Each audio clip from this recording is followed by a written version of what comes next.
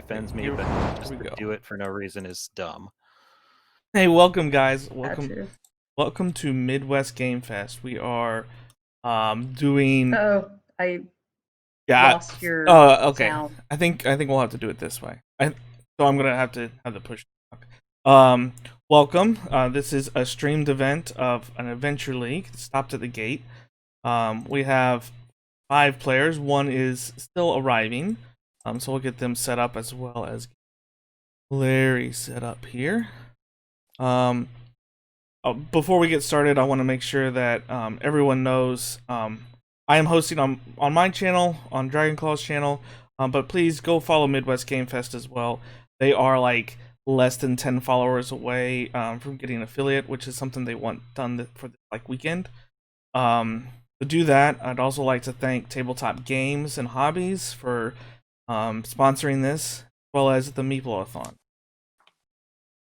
It's been a crazy year, and they've gone above and beyond to try to put everything together. They've done a really good job so far. Yeah, let's get everything else set up. We're going to get those people the rest of the way set up, and then kind of go over character introduction here in a bit.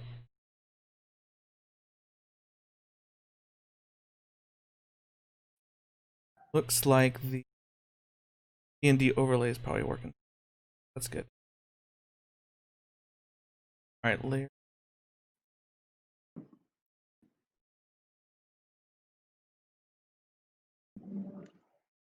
There we go.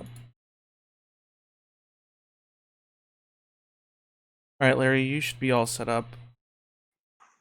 Matt, I don't know if you're. It's cool. Chat. Yay, Matt's here.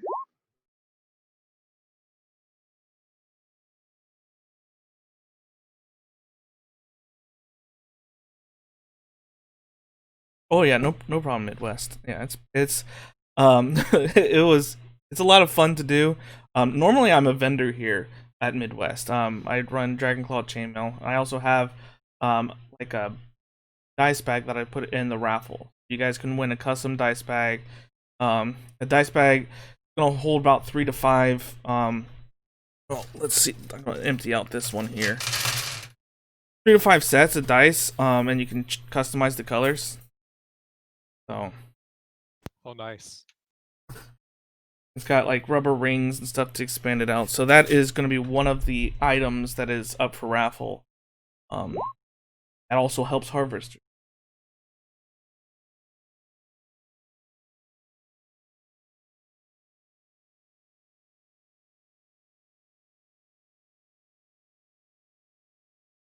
I'm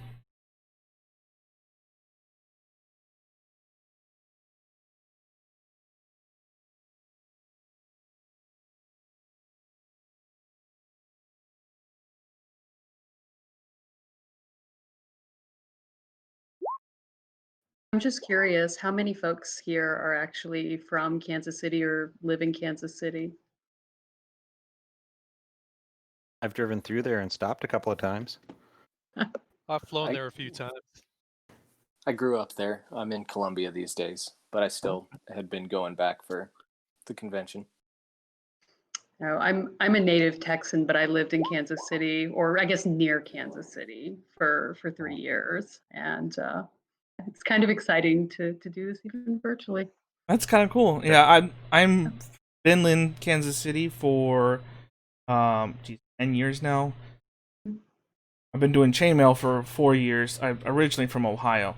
But yeah, it's been Midwest is one of my most favorite events to go to. Well, Texas for the win.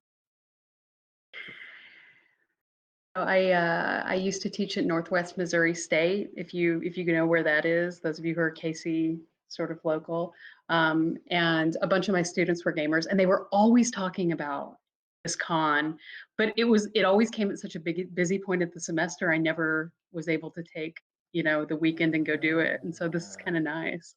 Yeah.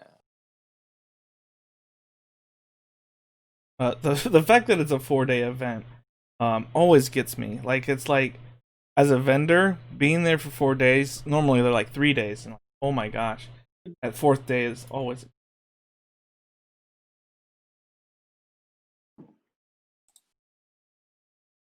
I'm sure you're just brain dead by the end of it. I mean, it's like it's tired. It's a good tired. Yeah, I'm it's sure a you're it's a it's a good tired. And with chainmail, I work with my hands the entire time, and the fourth day, I don't even want to look at pliers or rings. Mm-hmm.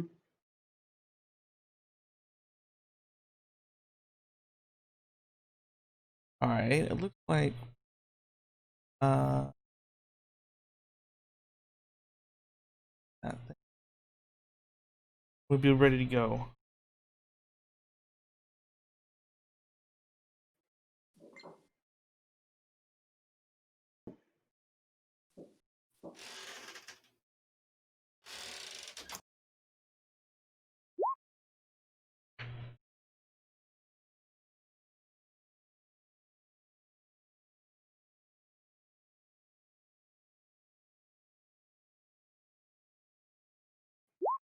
Just realized I was muted.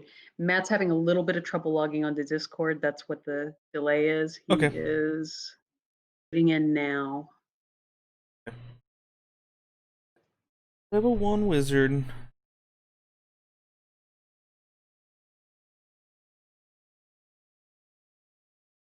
Has anyone done this module before? Nope. No, I mean my regular gaming group is playing through Descent into Avernus right now, like the published adventure, but I haven't done any of the adventure leagues, the Adventurers League modules associated with it. So this I is the went first. I mean, well, I take that back. I did one a couple days ago. Yeah. Predecessor to this one. I did run a character through this last year, but I don't remember enough of it. Well, that's good. Just me as a DM, I've been DMing for a little while, probably about a year and a half.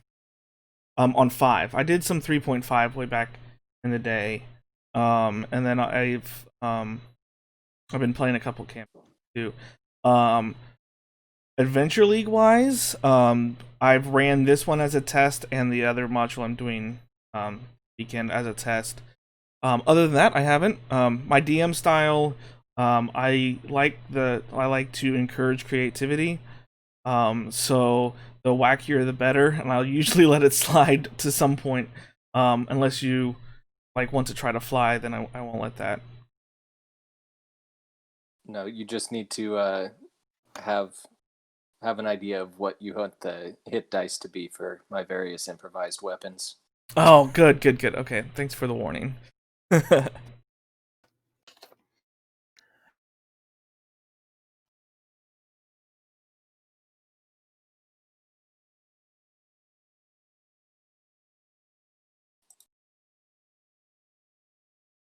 right. What was the name of your Twitch stream again? The Twitch stream is Dragonclaw, DRAGC1AW. DRGC. DRAGC1AW. Right? Yeah, dragon.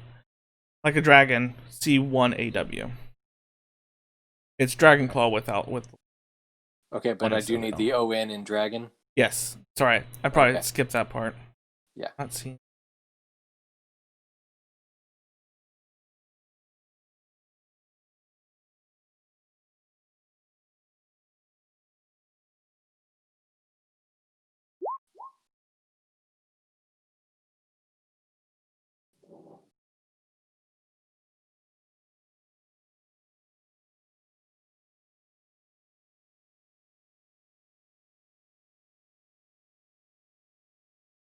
Also, just in terms of time, does anyone like need to leave at 11 exactly, earlier than 11, or we can run into the wee hours of the night?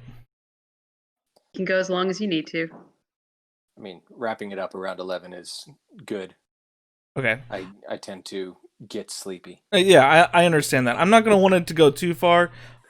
Just all the additional like extra content. I'm gonna see if we can cram it in there. Our time have gone a little bit over. Okay. Yeah.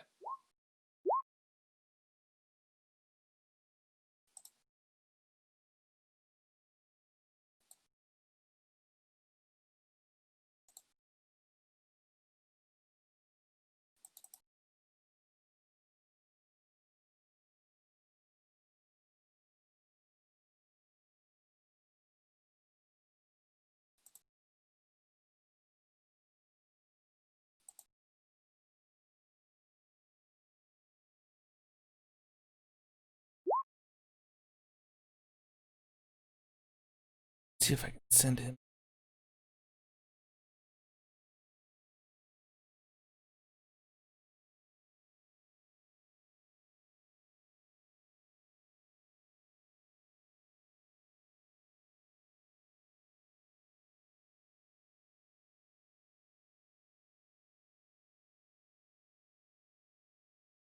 All right. For everyone online, thank you for hanging out. We're about ready to get here started. We're gonna go kind of down the line of like who your character is and kind of their past experiences. And we'll start with Larry Brewer. Okay. Well, as it says on his character sheet, Larry's troubles began when he met his wife, Faye, who's an Eladrin of the Summer Court, while she was on a diplomatic mission to Faerun. He left everything to be with her in the Feywild, but Larry is basically a trailer park Romeo, and they fight a lot, and she banishes him, which strands him back in Faerun in random places a lot. So as he'll be joining the party today, he's just blinking out of existence, looking around, and saying, "Where am I?" Basically.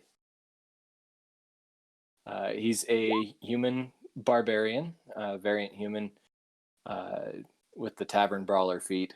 So he just picks up whatever is close by and beats people with that.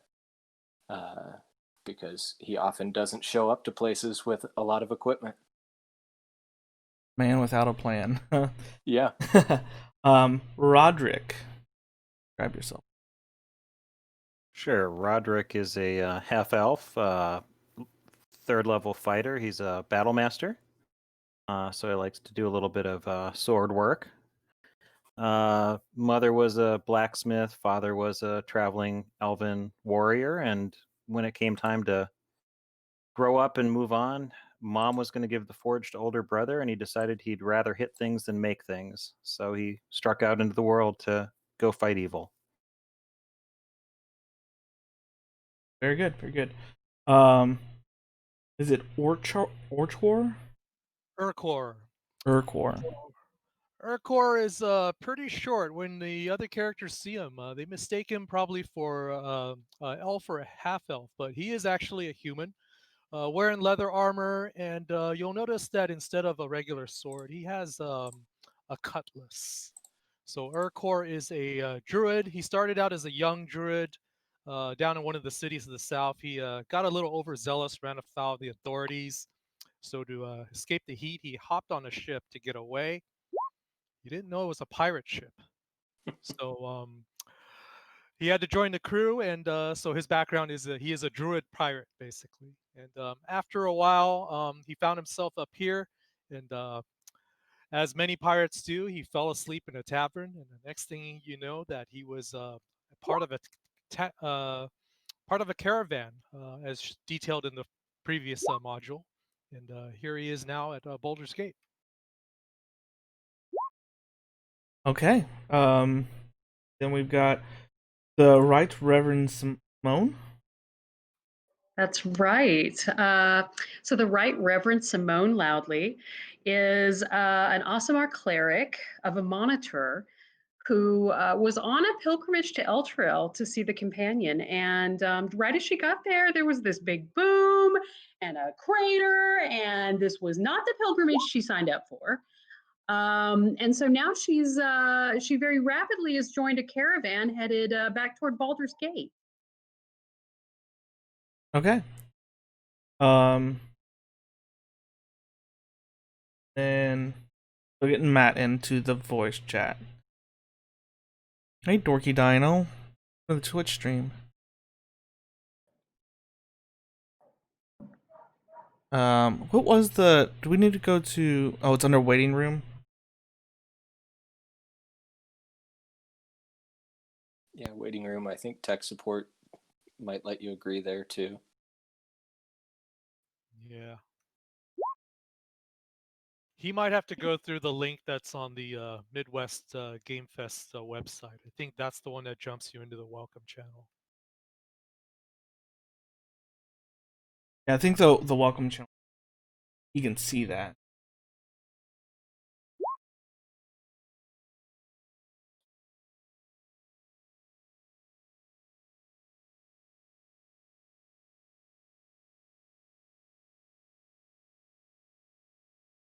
Okay, and from your guys' description, I heard that a couple of you have already done DDAL09-01, Escape from Yeah. Eltragard. Has everyone done that? As a player, yes. As a character, no. As a character, no. Okay. Who has? No, but I'm familiar with the story. Who has? Does anyone have Vola's foot and toe? Then he was someone that you could have abducted from that one character. Abducted with. I don't remember abducting anyone. I remember a lot of people. I don't remember abducting. There was a cultist there that you could have murdered or could have attempted to take to the city. Yeah, my group did, cleaned house with cultists. Murdered all. Our party did arrest the cultist. Oh, and I think we have a new person. Yay! We made it. Dire Flare, Matt. To talk, you'll have to use the push to talk. Usually it's default to either control or spacebar.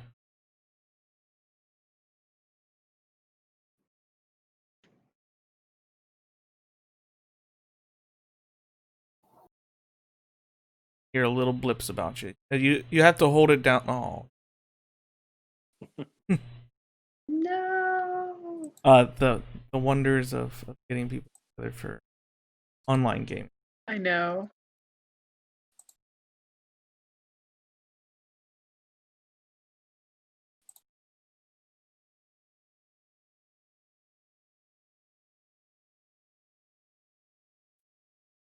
We're back.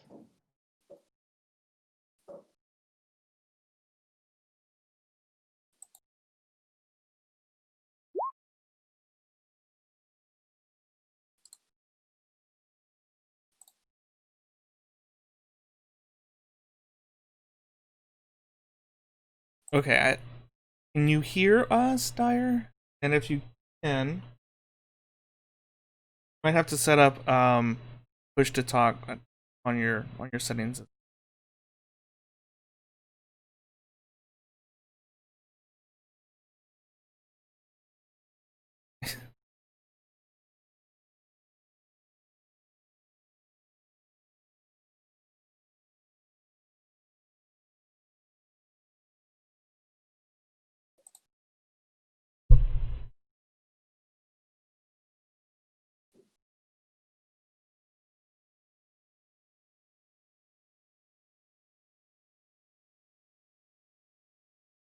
Um,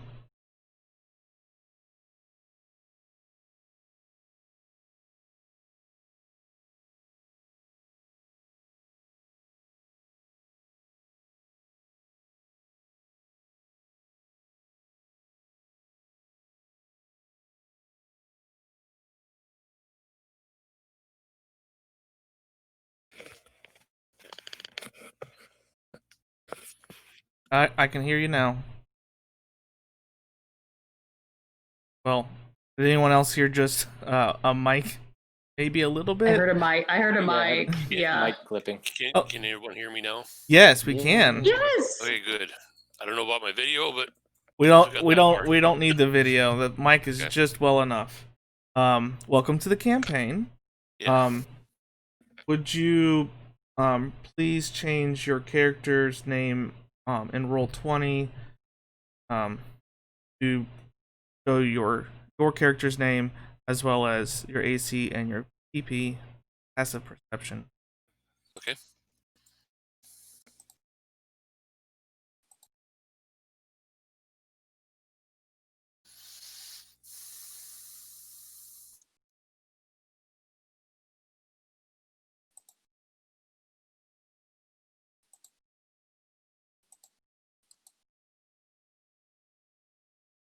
All right, we've got last person of our party has arrived.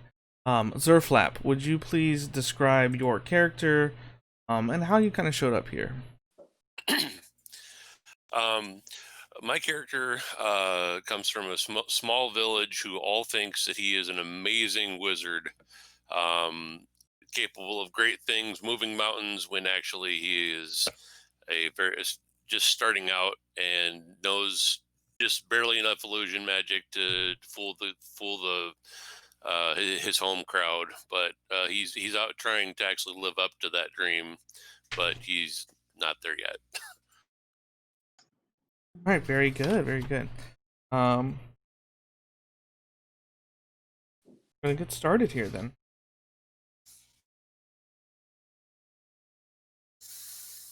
So you guys are traveling down up here. You guys are traveling down with a caravan from taking the Great Tradeway, coming down from Waterdeep, and you guys have a lot of refugees. Probably about 20 or so. A lot of them are without food, without water, barely hanging on.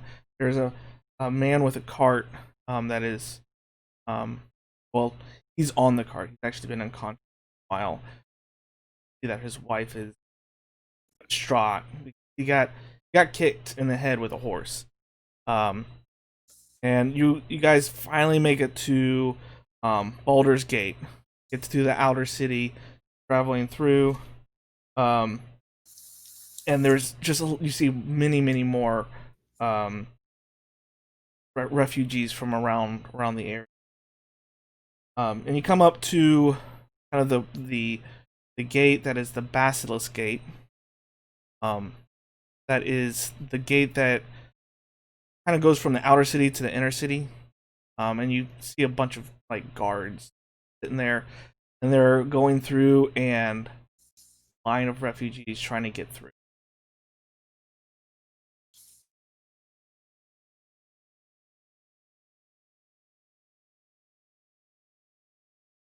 And you guys kind of have to sit in line. The refugees take their carts to kind of push it off to the side because there's not enough room for that. You guys, if you want to, you can sit in line if you want. No, Larry's gonna try to jump the line. He's gonna walk up to the gate. Okay. And say, yeah, I think we're all trying to get in here. What's the holdup? Oh, the holdup is there's a lot of people here. You're gonna have to wait your turn. We'll just get through everyone.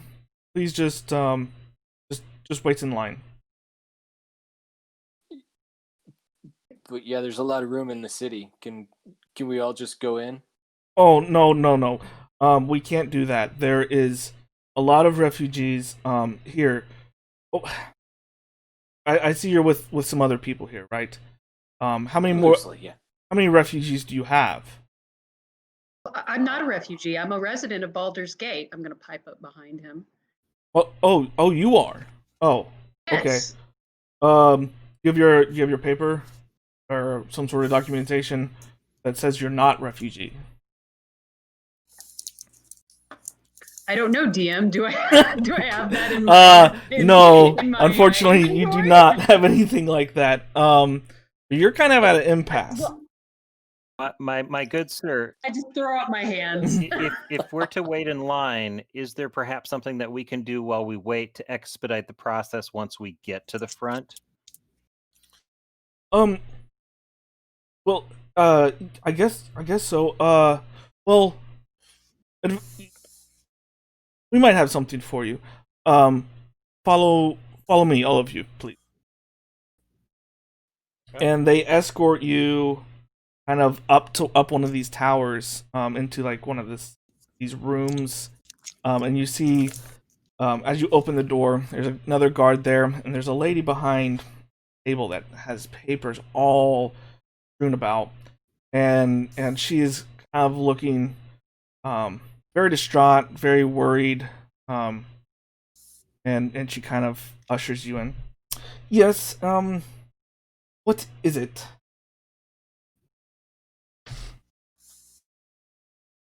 Please speak up. I don't have time. I mean, if the job you're like bringing us in here for is janitorial, no, I'm not cleaning up this mess for her. No, excuse me. I am Flame Darren Farburn. I am in control of Basilisk. I am part of the Flaming Fist, and we are here to make sure people that shouldn't be in the city stay out of the city. Well, And I'm we are Larry here with Brewer, a and I don't know that I really want to agree to those terms. I would prefer to be in the city. Very well. You said you have refugees. And Sir, we are not refugees. We are here in order to bring unity to the town, to bring freedom to its citizens, and to boldly oppose any who would threaten the great city of Baldur's Gate. Now bring us to the threat. So from the previous experience and why you have these refugees, you guys are kind of been tasked to try to get them inside and give them shelter. But she kind of looks at you guys, and says, "Well, I see you guys are quite the adventuring. Here is something that every refugee must have, gets inside the city. And I assure you, this task is full of adventure. You guys will love it. I will need a full account of all the refugees that you have. Their name, their occupation, and their age, and their criminal record. We can certainly work on that list. Is there anything else that we can do to expedite the processing of these refugees? Well, we certainly want to make your life easier if we can. Thank you. You're actually one of the first people who have said that today. I have seen several people, and I get the same rhetoric.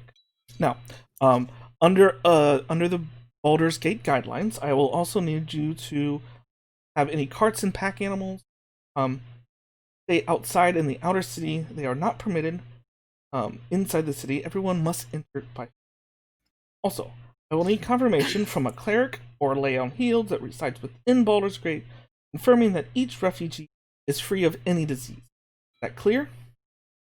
Well, Yes, I am a cleric from the Temple of a Monitor just down the road there. You can see it out the window, and I can tell you, I can assure you, there's no disease in our caravan.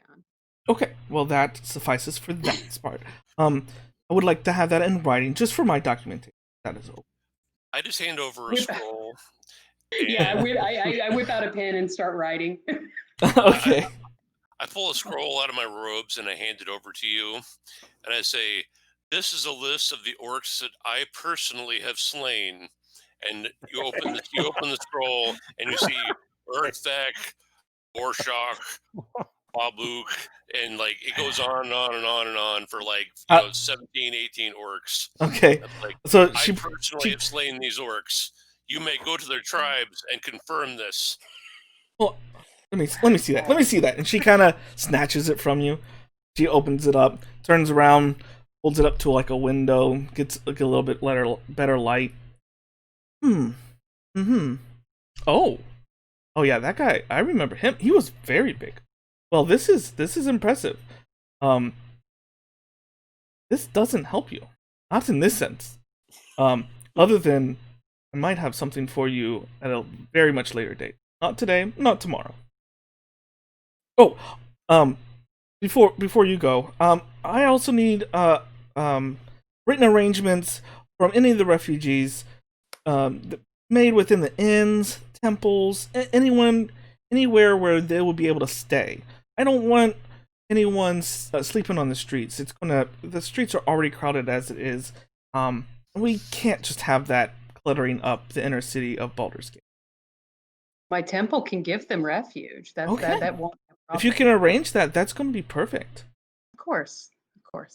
And also, we prefer to have some arrangement of work, for all of the refugees. That'll benefit the city. I heard someone say being a street sweeper, that would suffice.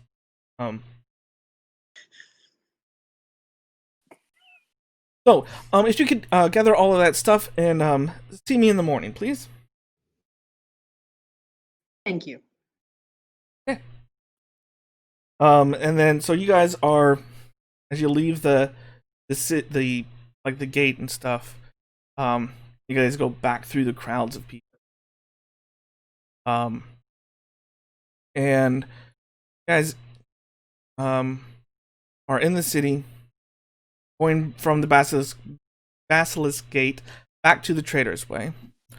Okay. And there's a lot of people. Let's get everyone kind of in on this battle map because we've got a little bit of a situation.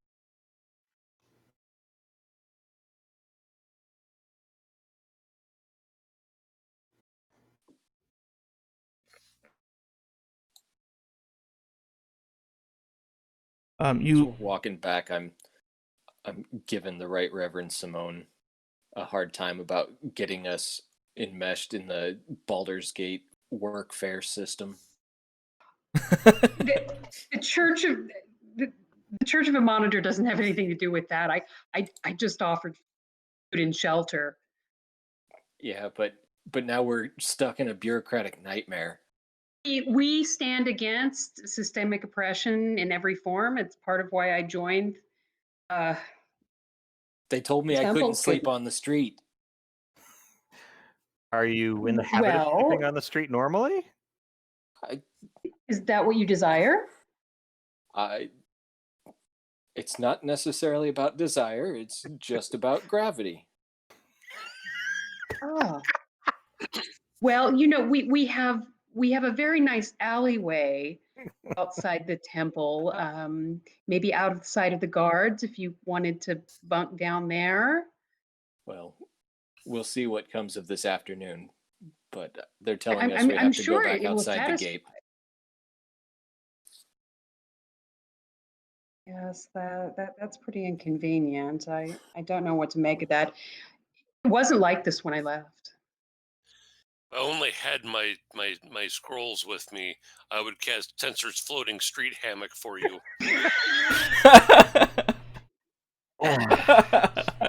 I could sleep there. That's quite a spell. Tensor was quite a man. Sounds quite nice, actually.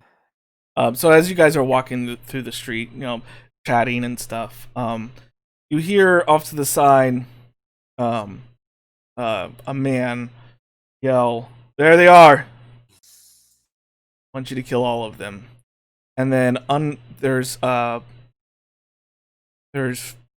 3 of these people that looked like commoners uncloak themselves, and come out. They are clearly some sort of cultists. Do they resemble any cultists we might have run into on the road? It is exactly the same cult. Oh, goodness. Yes. And I'm just going to make the sign of the sun in front of me. Like some people would make the sign of the cross. I'm going to make the sign of the sun. The horrible thing. This is part of the cult of Zerial. And there is a man that has revealed himself off to the side, kind of hiding behind a cart, and is ready to watch this unfold. I would like everyone to roll initiative.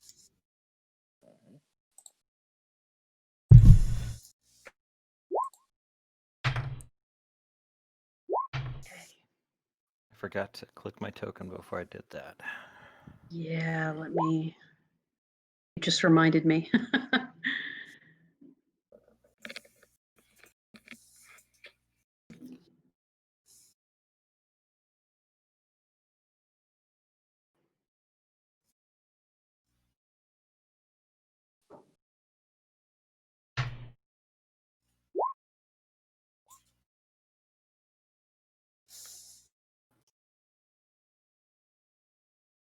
All right. Is anyone above 20?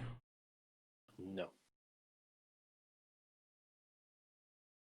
I do.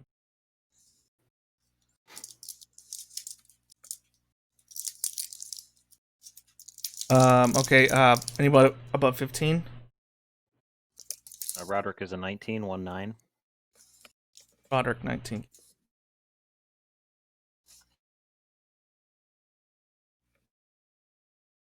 Anyone 10 and above? 5? This is a really above? initiative roll. Rolled a 1, so Oh boy. All right. So I also rolled a 1. all right. Let's see. Larry's a 6. Larry's a 6. Right Reverend's a 9. I wasn't thinking of that as a good roll, but No. Let me Yeah. evaluate. The fact that there's a lot of people after you. So we had 2 1s. With Durflap and Urkor. Urchor? Urkor. Urkor. I have. Yeah. Go ahead. Okay. Well, I have Dex 15, so Zerflap, if you want to go, if you got something in mind, I don't mind if you want to go first.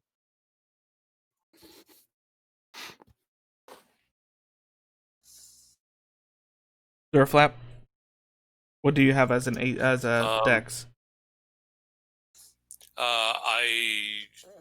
I have a 14 as a dex. Okay. I'll be going last then. Okay, so top of the round, one of the cultists actually rolled above you guys. So he's going to come out of the woodwork here and go after Larry, who's in the front. Mm-hmm.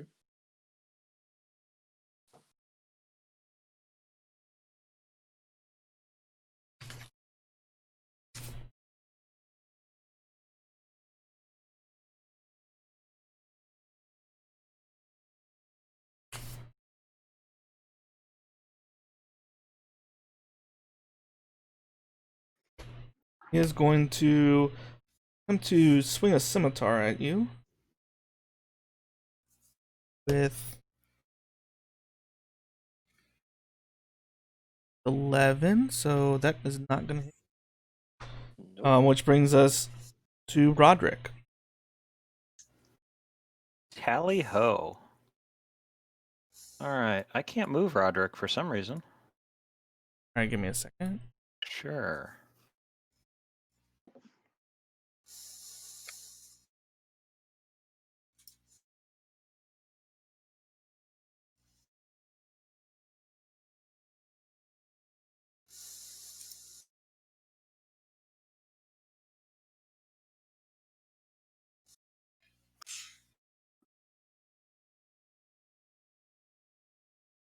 I just noticed that was a bottle of Tabasco in your icon. Yes. Yep. Oh, here we go.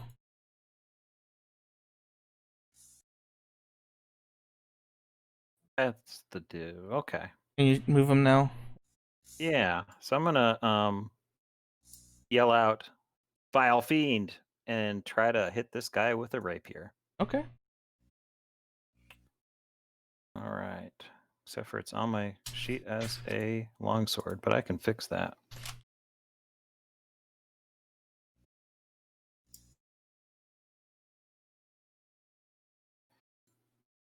All right.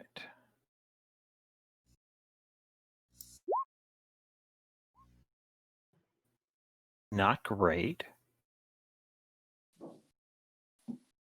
So that's an 11. I guess in 11. my excitement, I swung next to him. Maybe.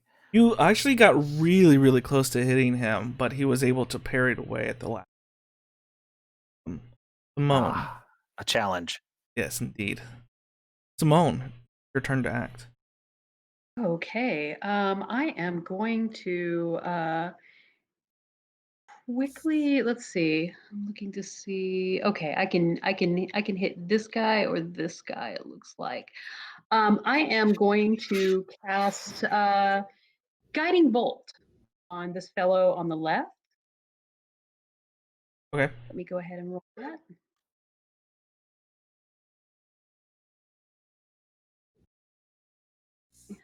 There we go.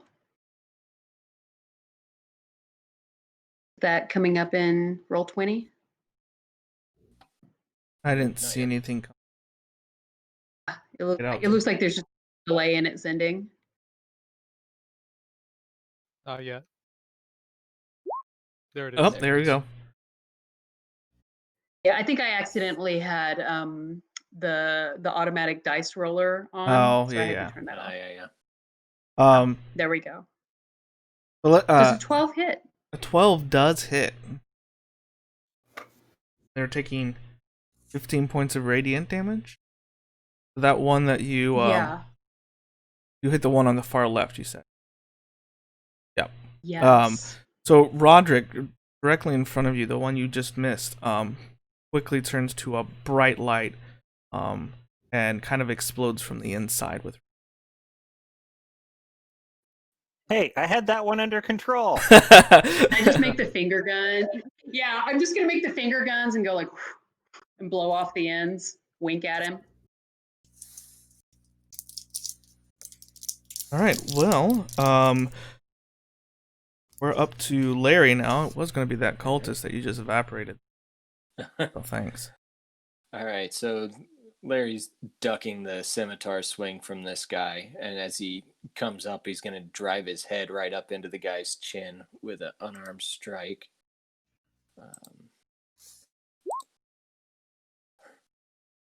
And even though that didn't seem to hit him, he's going to try to use his bonus action to grapple.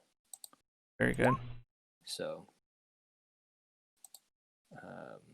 I guess that's another unarmed. How does I always forget? Is that just a athletics check on my part, or is that an actual attack? Yeah, roll? it'll be an athletics versus his athletics. Okay.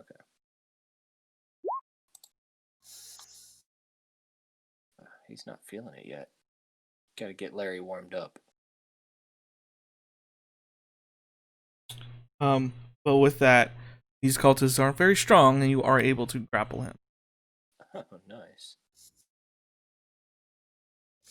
All right. So the one directly in front of you, yeah, he is now entangled in Larry's loving arms. Yep. Um, Speed of 0. Take that. And the other cultist that was unveiled himself in the very back is going to run up and attempt to attack. Probably free his friend. Yeah, Larry, you're Okay. That's fine. you're getting some love here. That's what he's there for.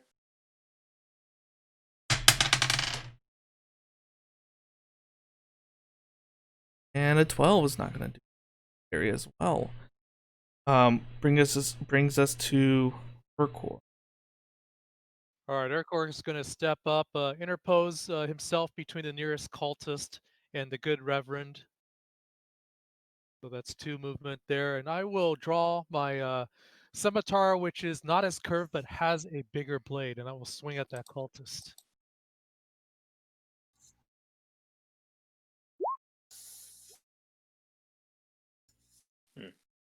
Oh, with That's probably don't hit it right. yeah, it's with an 8. Yeah, that's not going to. Okay. Sorry. He is grappled, isn't he? The one on the left is, yeah. No, he's still not able to. Okay. Zerflap. Let's see, where is her flap?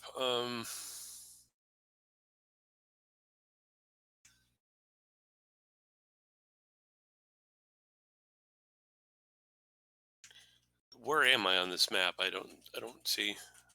Oh, hold on. Sorry, I might have. Yeah, that's you right there. Oh, okay. The very nondescript fellow. Yes. I get it. Okay. We can upload something if you want. All right, I'm just going to point a finger at the cultist directly in front of me and yell "Freedom!" and cast Witch Bolt. Ooh. So that is a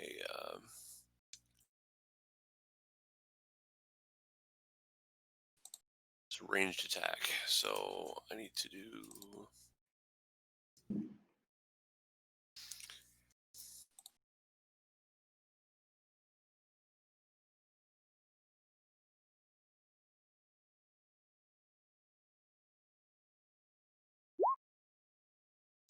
That is a 12 on a ranged attack. Ranged spell attack, rather. That is exactly what you would need. That's good. Woot. Okay, so that will do 1d12 damage.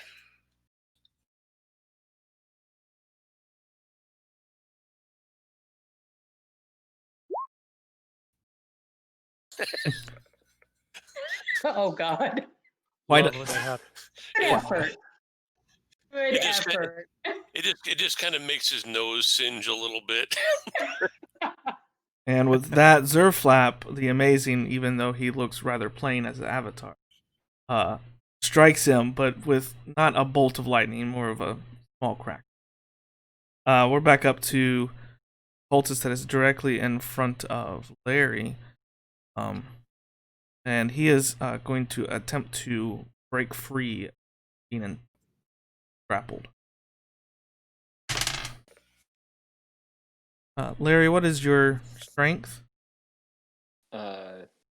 Strength score is 18. I think that's. And he is not going to hit. But your modifier is what, a +4? Yes. He doesn't break that. So he just sits there and kind of struggles,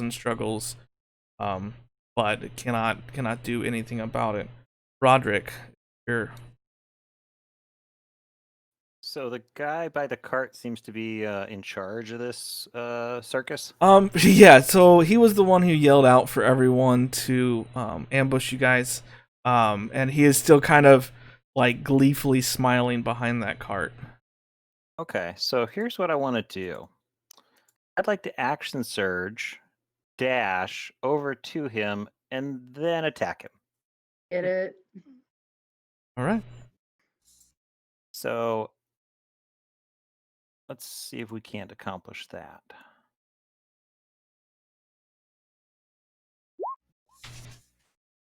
Maybe not. His excitement got the better of him again. Even though you're fast, he seems to be a little bit faster. And with that, he's like, "Oh God, no! You can't get me!" And then he also uses his immediate action to start dashing down this alley to the far right, or the road. And he starts mocking you guys, like, "You guys can't stop me. You won't be able to catch me either." And I'll yell over my shoulder, "I'm chasing that guy. Anybody wants to help me?" A little tied up at the moment. Hit him, champ. So yeah, you guys still have two cultists. It's kind of right there, and one guy's running away. Simone, what would you like to do? Okay, so I'm gonna step 2 spaces here so that I can see both of these fellas, and I am going to hold up my hand and utter, keeper of law, keeper of light, deal with these two. and I'm going to cast Word of Radiance, that last word. And they need to succeed on a Constitution saving throw or take some damage. So Okay, all right. cast that, and that's how much damage that they will take if they. What was the DC on the saving throw? My save DC is 13.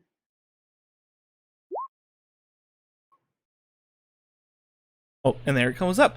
They both fail, and you can see them both take the scorching, radiant damage. Both of them are barely alive, but they're still kind of kicking around. Larry, what would you like to do? Larry is. Oh, and I would like to step off to the side. Oh, like yes. one more Sorry. step. Yeah, and Okay. if you have any bonus action or anything like that, just let me know as well. Okay, I'm sorry about that. Oh, no problem. Yeah, Larry's going to go ahead and rage up. And as he does, this guy to his right that he is not grappling is going to be taking some lightning damage. Looks like just a d6 of lightning damage. Ooh, Storm Aura of the Sea. Yep. They are standing next to him. Let's see. Aura has an effect that activates into your rage. Aura's effect depends on the environment, as detailed below.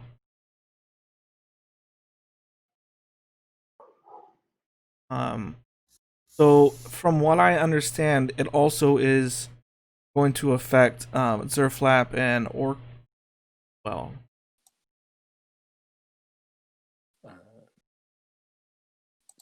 Like it's gonna hit everyone. He's the gift that keeps giving. Yeah. Okay, so Oops. yes, everyone, please do a saving throw. Constitution. All of those that are in everyone. Yeah. My it's favorite. Okay. yeah, Simone, this- you're actually in it too because it's a 10-foot radius. Well, And it those two. says- Oh boy. Okay. Well, hang on. Just I'm good. a second. Does it say that it's? This is the wording that I see. Nice. It specifies one creature of my choice. Oh, in one my creature aura. of your choice. I don't see that in that. And activated. Oh, I see it too. Yeah. Of your turns. Okay. Yes. Sorry. So you are just attacking that single cultist. Yeah, just the one on the right. Everyone else gets very like very spiky hair because Yes, of they the did. but only one of them is taking damage, and Alright. he's taking 2 points of damage. All right, and then for the actual action, we're just gonna send a knee into the gut of the guy that I'm grappling. Very well. Oh, and that's a +2 because I'm raging, so I guess it's 10 bludgeoning. Need to turn on the rage damage.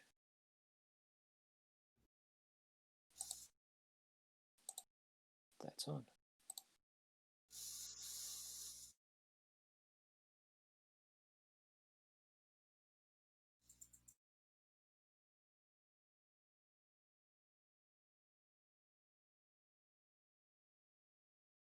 So yeah, once he takes the 10 bludgeoning and he took the 2 lightning, then that's all I can do with my turn. We took. So with the bludgeoning damage, you rolled an 11 hit. Yes. That is not enough. That is not enough to hit. That's right. It was enough to grapple because it was a contested check, but it's not a hit. Okay. Yep. So yes, he's still up, and somehow your knee just doesn't land on him enough to do it any just damage. folds right into it. I know, right? And the other cultist that is now singed, and I mean, you guys are just liberating him.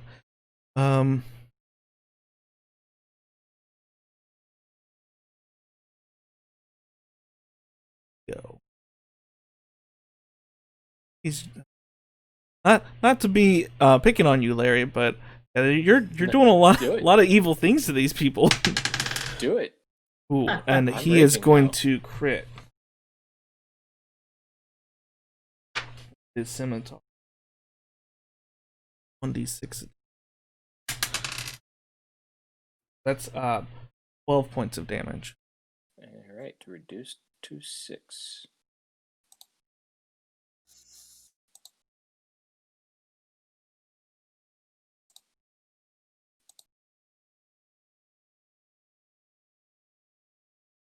Oh yes, because of raging. I was like, what? You had 41. My math is way off. Yeah. And yeah, he's gonna do it right. Urkor? Urkor's Or- gonna take another shot with the scimitar. Same guy, the grappled guy. Okay.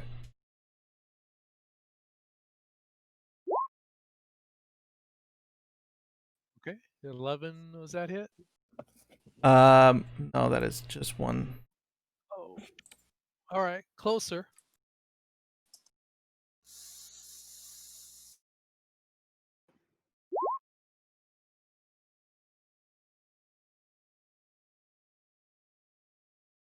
I know, you guys are just one less than, like, it's an AC of 12. You guys are hitting 11s. Zerflap, what would you like to do? I would like to go just sort of like examine my finger for a second and go, I said freedom, and I witch bolt him again. The funny thing is, if this actually works, that'll probably be enough to kill him again.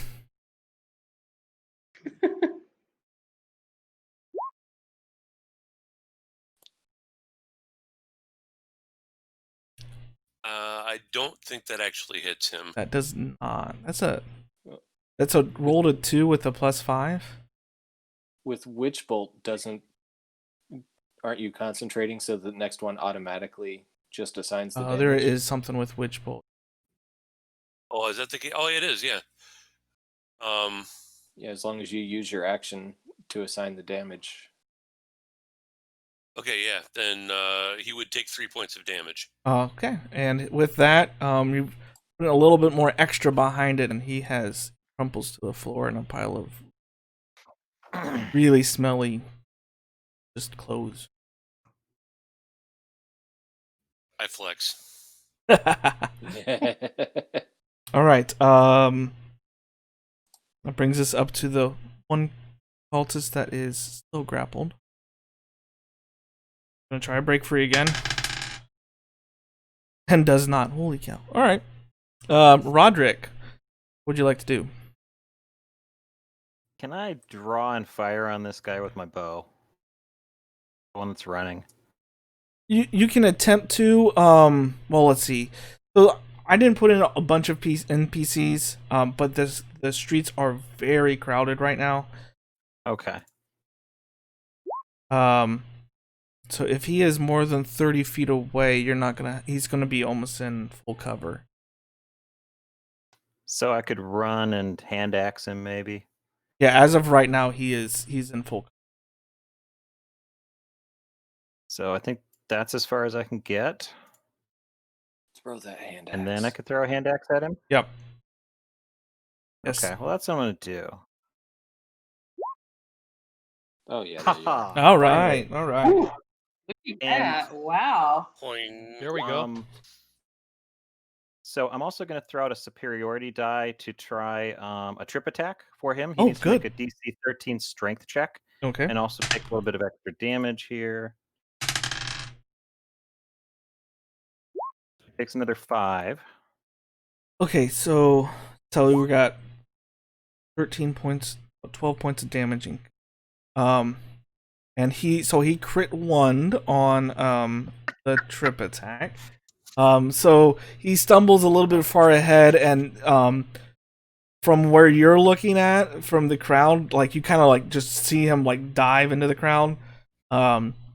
And you're not sure if he's alive or dead, but he's about like maybe 10 feet ahead of you now, or 20 feet. And He's prone now. That is very true. And being stomped to death by the crowd. Yes, he's being trampled as well. It is this Grant. And he's gonna use half his movement to kind of get up. And you can see that he has an axe like just buried in his back right now. But he is still attempting to leap to run away here. Hey, I want that back. Come back here. 5, 10. That's as far as he can go because he was use movement to get up. Simone. Okay, I'm going to look at the remaining cultists and I'm going to clasp the medallion of a monitor around my neck and stretch out my hand. And I'm going to toll the dead. All right. So, there you go. He needs to make a wisdom save of 13. And okay, yeah, there we go. Oh my God, did I really just roll? Oh, I rolled a 7. It looked like a 1 on my monitor. For a He minute. It was like, succeeded are you on that serious? saving throw. Does he take half damage? Nope. I'm looking real quick. It says, I believe so. Actually, no, he doesn't take half damage. He doesn't take half damage. So yeah, I guess the spell sort of like sparks and sputters out from my outstretched palm, and I slide it back down to my side, a little embarrassed. Oh no! There's such an audience for this. Yes, and there is a crowd kind of gathered and giving you guys space as this fight's taking on. Larry, is up to you. Yep. Going to release him and just Sparta kick him. Oh, this is Sparta. Yes. Wow. So, with that, you're able to, like, as you let go and kick him, someone opens up that manhole right behind him and he falls right down into it. The timing, it's like they knew. Yes. They got the cue, this is, and everyone went to open that thing up. There it The cover goes. just slides off to the side. They start popping their heads out right as he falls on top. They both disappear. I feel better. I have Very no good. idea who those guys were or why they attacked me. But All right. And just Orchor, it is your turn. There is one that is still fleeing the scene. I would like to dash towards him, so with all the cultists dead. So let me count that out.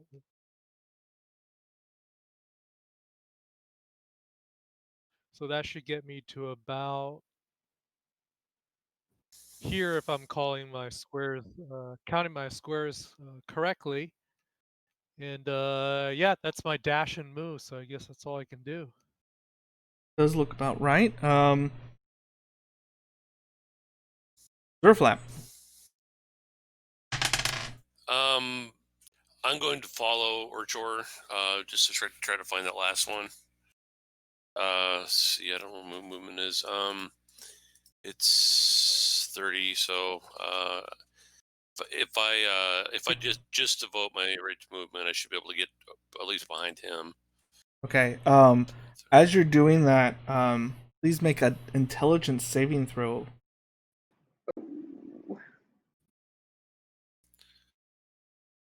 Well, at least I have a good intelligence saving throw. 9.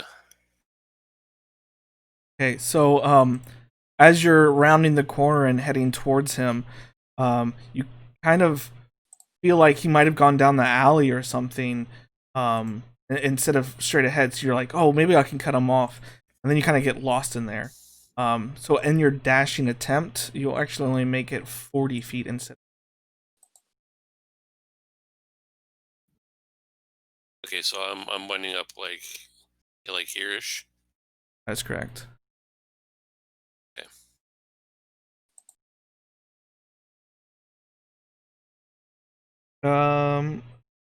Roderick. Oh yeah. So I'm gonna run and see if I can't hit him with the other hand axe. But I'm gonna try to knock him out rather than kill him Okay. if I can. Yeah, you can use the backside of your hand axe. Or not. So I guess I got like 6 feet away and swung. Yeah, you're a little premature on that one. And you kind of fumble with your hand axe, like I don't know how to use this the backwards way, and yeah, you just don't hit him. He is so you guys are even with him, but he is moving away from you, so you guys are not going to get an attack of opportunity with him moving away, because you guys are kind of running at the same.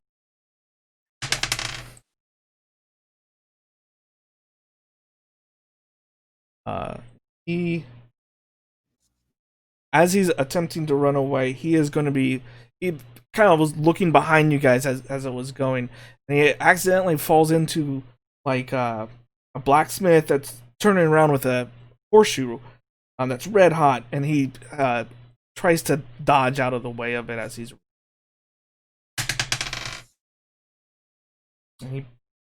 barely makes it out of the way, but he is now a little bit further away.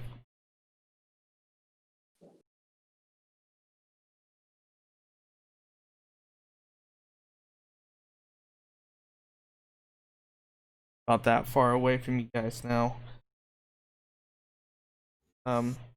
Simone. Okay. Okay, so I'm just doing some quick measurements here. Give me just a second. I want to see what my range is. So if I take my full movement without dashing, which would be 1, 2, 3, 4, 5, 6. That puts me, let's just see. Hold on, I may need to, can you You're 115 measure? feet away from. Might be able to do it faster. Oh, sorry, you're 115 feet away from him. Okay, I'm 115 feet away. Shoot. Okay. I may have to resort to something not magic.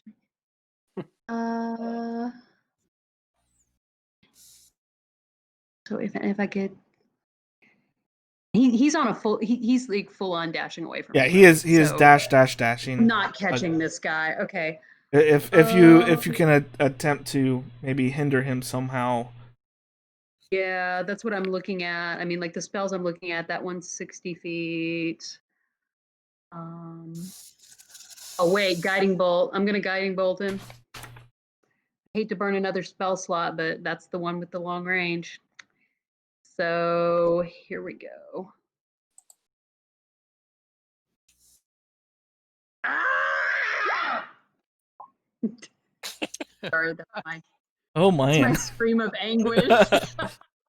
Even with advantage, that's not great. But you didn't have that.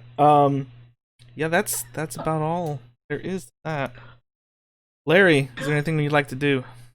Gonna grab the scimitar off the ground of this cultist and then dash. Do you say that I lose some movement speed because of the density of the crowd? You still have that, but there are some obstacles you might come across. Actually, kind of a random table. Yeah, love it. I also need you to do the intelligence saving throw. Okay.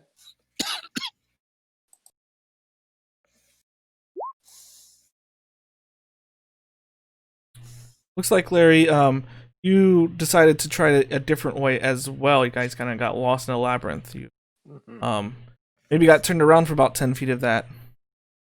Okay, so you're pushed back a little further. Okay. Urkor? All right, I'm gonna continue dashing, and that should get me to there for my action in turn. Durflap. Okay. This is not the target. Oh, that's Roderick. That's I mean, you can hit him if okay. you want, but he's on your team.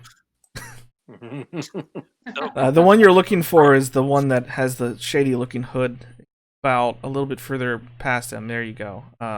Grant. Okay. Let's see. What's look at my spells? All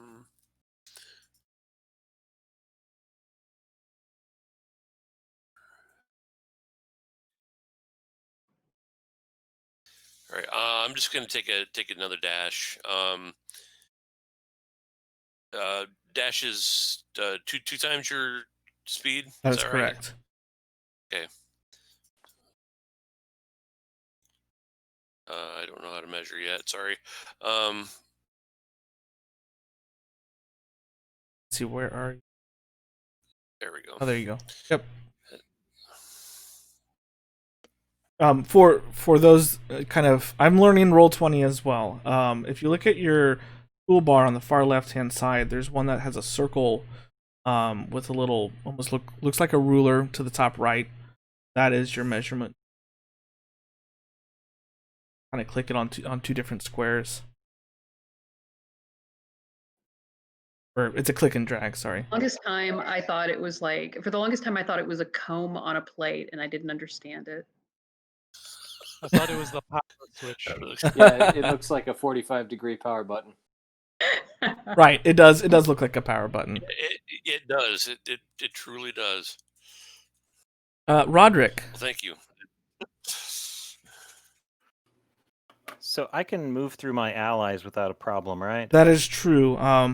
Again, there is some crowd to deal with, but you're kind of like kind of yelling ahead and getting them out of the way. There seems to be no obstructions. Okay, so I'm going to try to get here and throw my hand axe at him again, since I've got one left to try.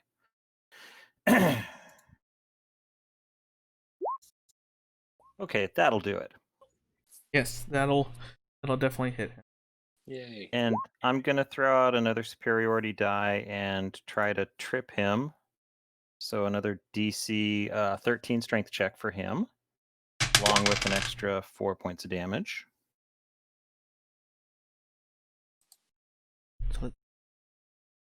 For clarification, if I save on the trip attack, I still take the damage. Correct. You just don't fall down. So he does take the axe straight to the other shoulder blade. And he kind of crumples down. He's right in front of you. You can see that he is a lot more lifeless than he was before.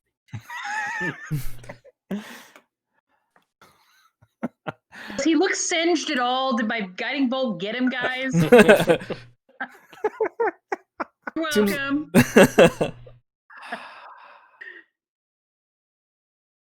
All All right, and the crowd kind of, they were watching this whole thing, and then now that it's kind of over, they're kind of back to their daily routines.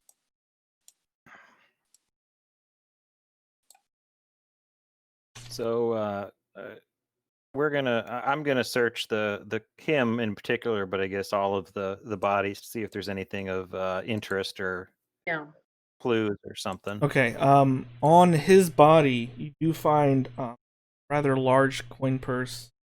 You see a potion. Not sure exactly what's in it. If you would like to decipher or kind of look at what it is, the medicine check. And you also see an amulet that is the symbol of Zariel on it, which is that cult. On the other four, or three, there's three. On the other three, you find small coins. You see a total of 27 silver between the three. Okay. So I look at the symbol of Zariel and you're like, looks like these guys were cultists. A brilliant deduction. That barbarian logic going on Well, there. I pick up on things really fast. Yeah, you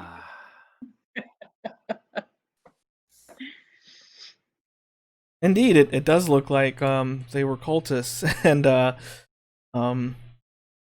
yeah, there's not much else to them. They don't really have any pieces of paper. It looks like this guy was just out for revenge from the previous encounter that you had with this cult. Mm, Mm-hmm. yep. Well, that It'll explains happen. everything. Enemies of a monitor are everywhere. A nod, Hmm. a little sanctimoniously. All right, with that chase and stuff, it's starting to get a little dark outside. The sun's starting to go. Can find some place to stay here or head back to the refuge. We should probably check on the refugees. I'm not. Yeah, I'm not eager to leave the city gate again by any means, but those poor people. I'm not eager to start paperwork, but us poor people. Yeah, let's head back and check on them. All right, so you guys head back. They're all trying to like use their one cart that they have with the 20 people, trying to use that to keep shelter. You can see one. She's not really a leader, but kind of like the mother, like taking over the motherhood roles, of making sure everyone. And that is Vala.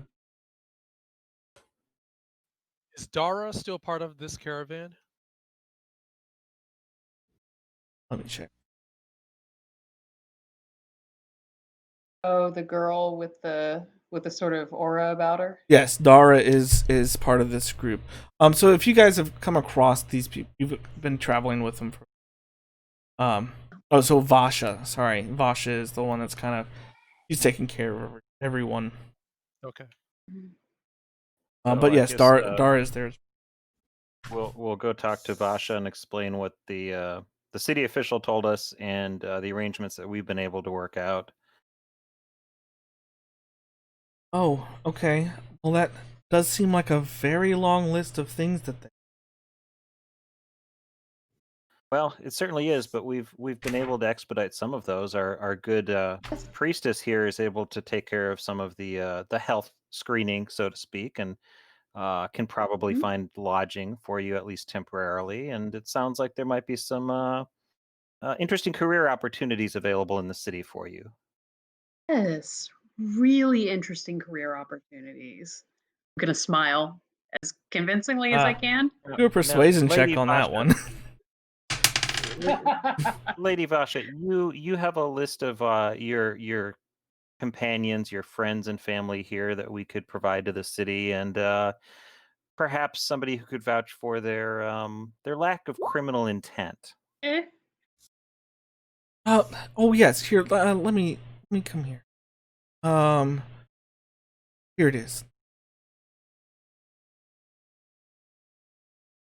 These are some of the people. I think this kind of takes care of everyone. I signed Segrin. Segrin, my husband. He's been unconscious for a while.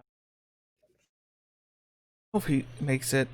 Um, Simone, actually, can you see if he's doing okay? of course, of course, of course. What is he still He's on that cart, just knocked out. okay? So I'd like to go and do. Let's see.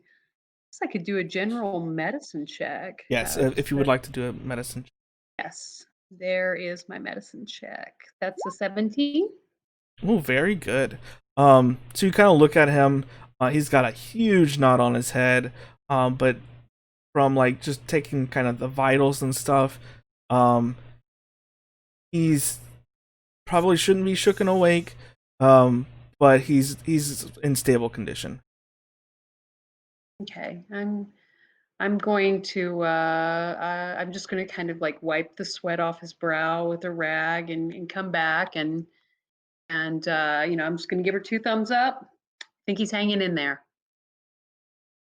Thank you so much. You have no idea how much that puts Um, is there anything else I can do for you before we turn down for the night? It seems like we've got the paperwork in order for Larry, the administrative barbarian, to take care of tomorrow morning. He's our best guy. You will love the effort I give for that paperwork.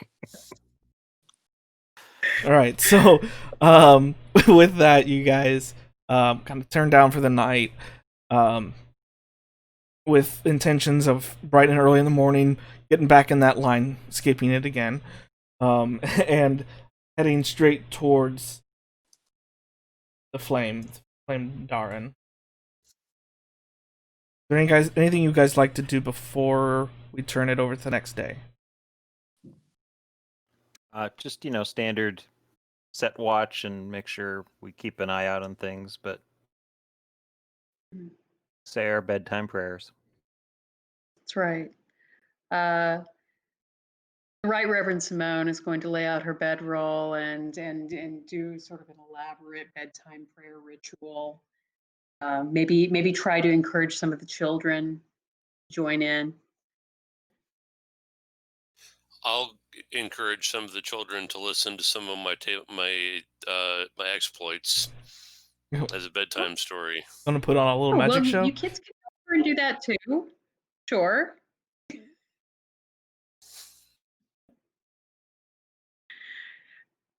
All right, so you guys wake up in the morning.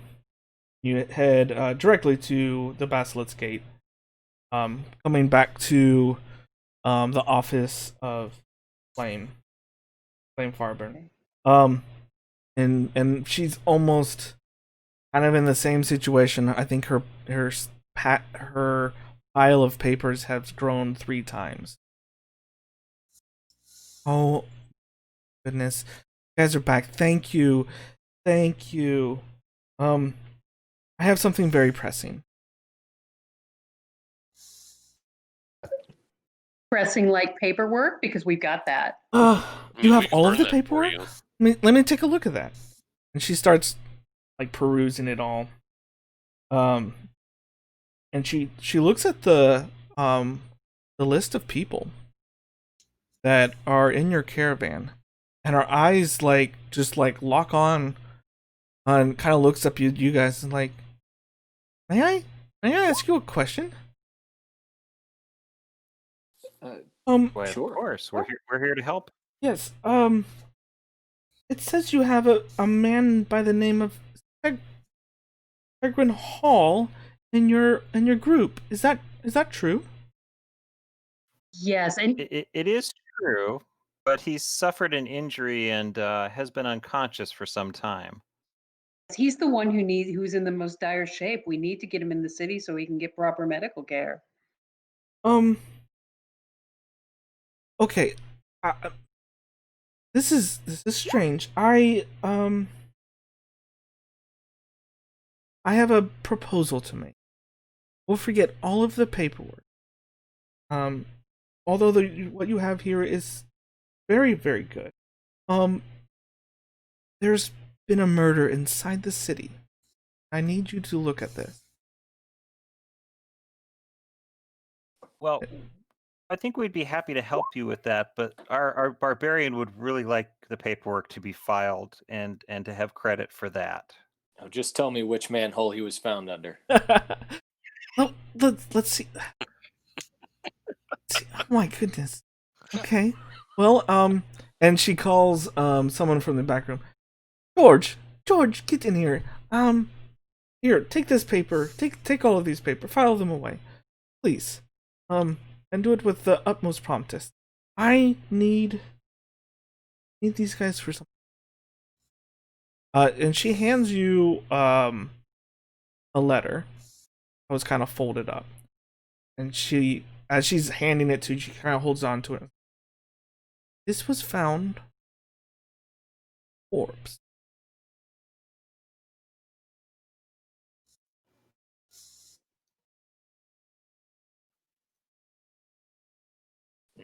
Does any of that mean anything to you? And if you would, someone please read that out loud.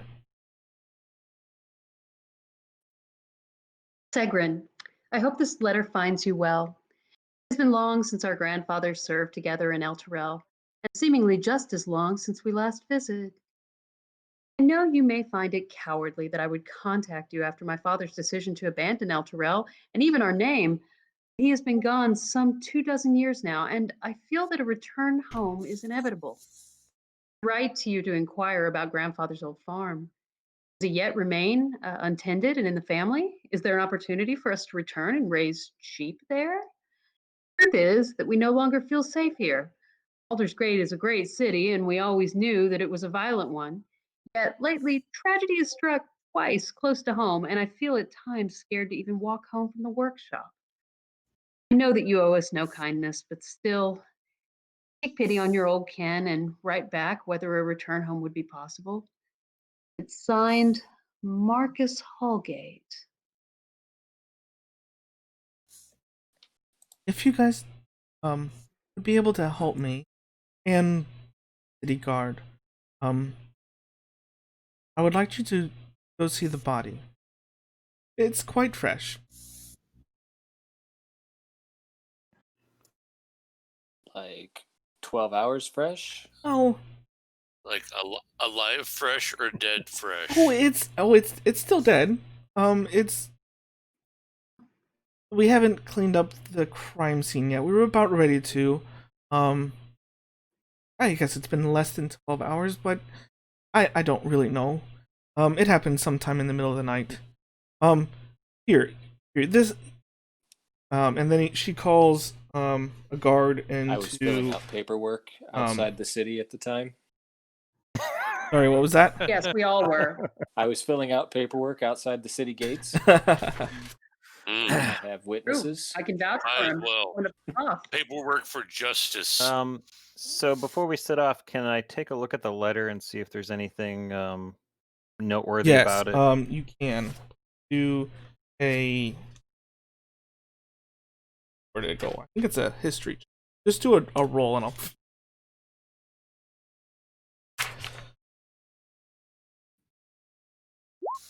Investigation, intelligence. That I'm good at. 13, 1-3. Okay, so you kind of look over the letter.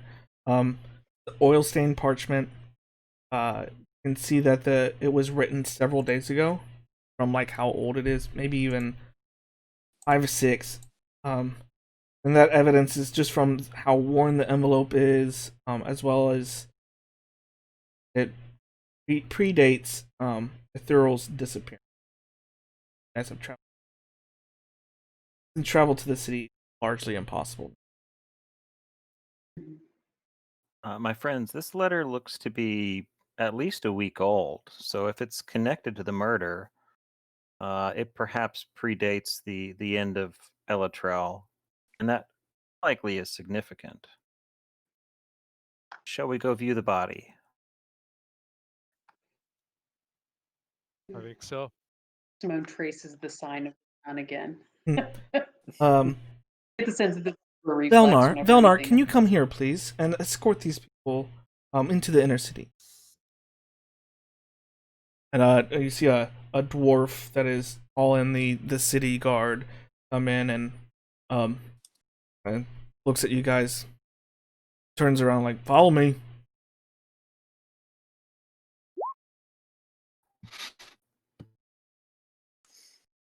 Hey, there's no edit button on these chats. And with that, you guys enter. You guys are near the top of the map. Basilisk Gate, 2 Basilisk Gate header. And Velnar, the guard, kind of walks you down just to the first alley and turns left. Down that way. That's where he lies. All right, so we'll take a slow walk down and see if we find any clues along the way. Okay, so while you're walking down that way, do survival check. Sorry, a perception check first. everyone. Perception check, please. Roderick sees a street. Dang. They have good coffee in this town. Larry's got a bright morning.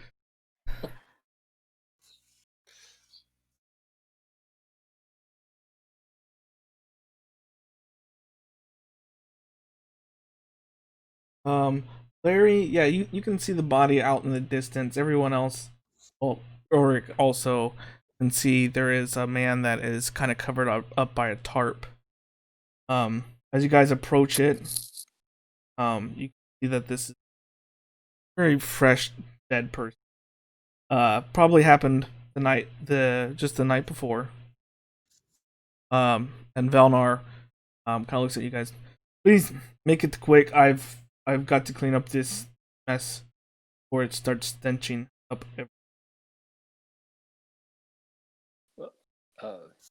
Yeah, sure, of course. So was he wearing this tarp when he was killed? Oh no, we put it there to cover him up. It's and with that, you guys can kind of see. So there's markings on the floor and stuff that that's written in blood, and he has like smudged it up as he was like doing that. Does anyone can anyone read Infernal? I can. Okay, so with the you see some infernal symbols. Some of them are smudged, because of where they put the tarp. But you can see, written in infernal and in blood, for the fallen. For the falling? Fallen. For the fallen. For the fallen. Oh, for the fallen. Okay, got it. Okay. Look up and I'm gonna mumble the words a couple of times, repeat them to everybody in common. Also, everyone can recognize that one of the unsmudged symbols is the exact symbol that was around the neck of Grant Yorlin, the cultist that you attempted or cut down in the streets.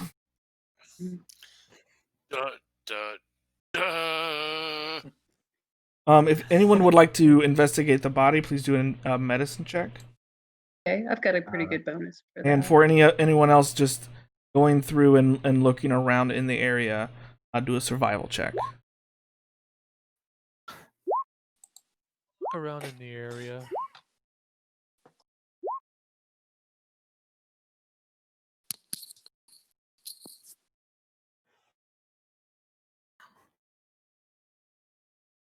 The only one doing a There's two. Zerflap, you and Simone kind of look over the body. Simone's like dead. And Seen this before. He's dead. He's dead, Jim. and Doctor. and Zerflap, you can see that the murder took place probably just a couple hours past midnight. And you can see that there is a stab wound in him, but can't really decipher what he was killed. Survivor. Can't tell if it was pointy or a big blade or. You can Is tell it that a it was little hole, or- kind of it was rather small instead of more of a stabbing motion than slashing motion. Okay. As you guys are looking around the area, you see a number of footprints that are outlined in dried blood, and you've kind of determined that that's probably that of the murderer. It probably one, maybe two. Hard to tell with the amount of footprints. Actually, wait. Roderick, you can definitely tell that it's one person that has been mulling about in this. And judging by the size of the footprints, it's just a medium humanoid figure.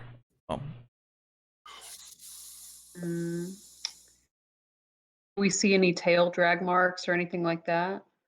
No, it looks like he was probably murdered in this spot.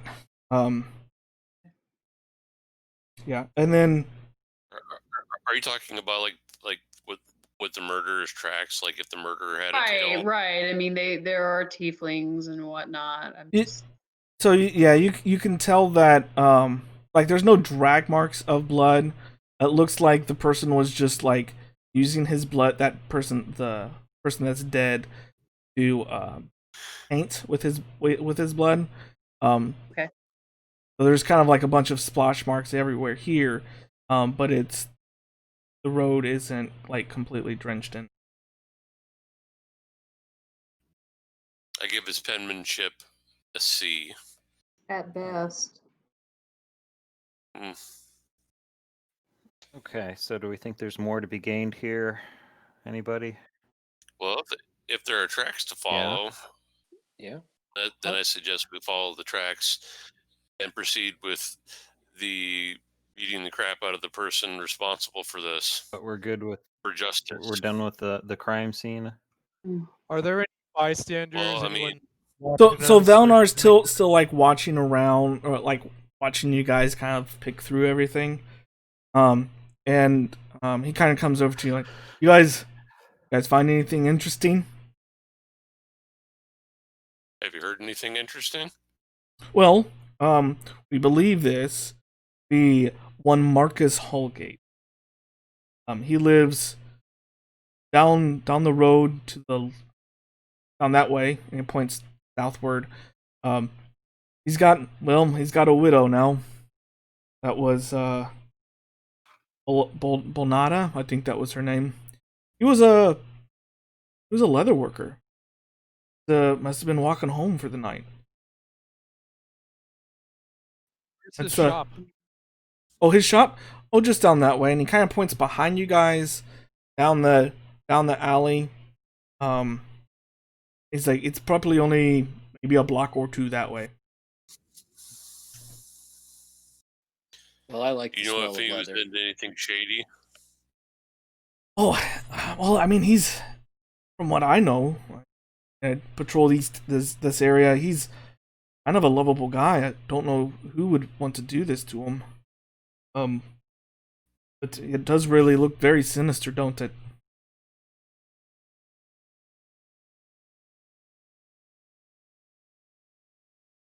Here, I can escort you to Holgate, the Holgate house, or over to his item shop if you want, his leather shop. Yeah, I like the smell of leather. I will look around that place. I'll head Yeah. towards the Should we shop start as well. there? Okay. Yeah, we should start. Okay.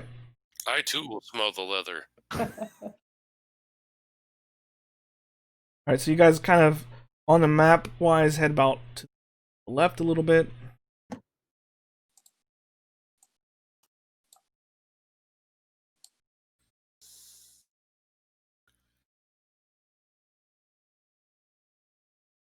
And he points you right in front of Marcus's leather goods here. See the sign right there, Marcus's leather goods. Oh, I'm having a hard time finding my token on this large map. Ah, there's the sign. Well, I might not have pulled it in once you Okay. pulled out of the carrot. Okay, that's fine. If something tries to kill us, then Yeah. then do it. You there? I brought yours in. He kind of shows it to you, and he jostles the door, and it's nice and locked up. Kind of peered. Actually, it looks like there's no foul play around here at all. Okay. Well, perhaps you could take us to his family, and we could ask them for access if we need it. Oh, yeah, yes. Well, that's the other way. Turn around, everyone. Turn around, please.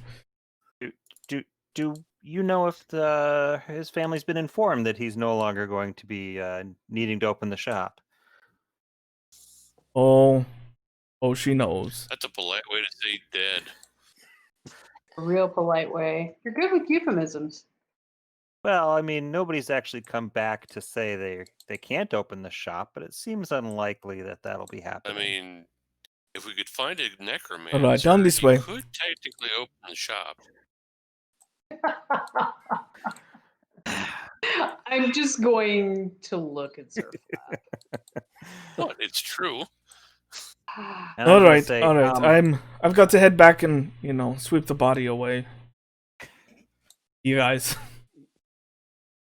Where will you take the body if we need to examine it again? Well, it'll be at the or the dead guy place. Don't know what it's called. Yeah. Morgue, Oh, Morgue, morgue. Yeah, okay. that's the word. graveyard. Well, I don't take it to the graveyard. I don't dig holes. Alright, so you guys come in front of the Hallgate home. And you see an elderly, middle-aged woman that is kind of sitting up by the front steps of her house, kind of sobbing a little bit and just trying to keep herself kind of collected. Did you lock yourself out? Wow. No, Ah, I'm just trying to get some Damn. fresh air. ma'am, you'll please excuse our friend here. He frequently falls on his head. We've come on behalf of the city to ask you about your husband so that we can perhaps bring justice to him and your family. Yeah, Marcus, he was my love. Here, come inside. Come inside. We'll talk. Yeah, Well, thank usher God you she inside. Yeah. Wasn't I would have Tim. rather done the paperwork than have to be the one to tell her. So as you guys enter, you see it's a smaller house inside the city. See what you would normally see inside a commoner's house. There is one thing that kind of stands out. There's a very nice looking dress that is green with gold trim, sitting like kind of laid out, their main sitting room.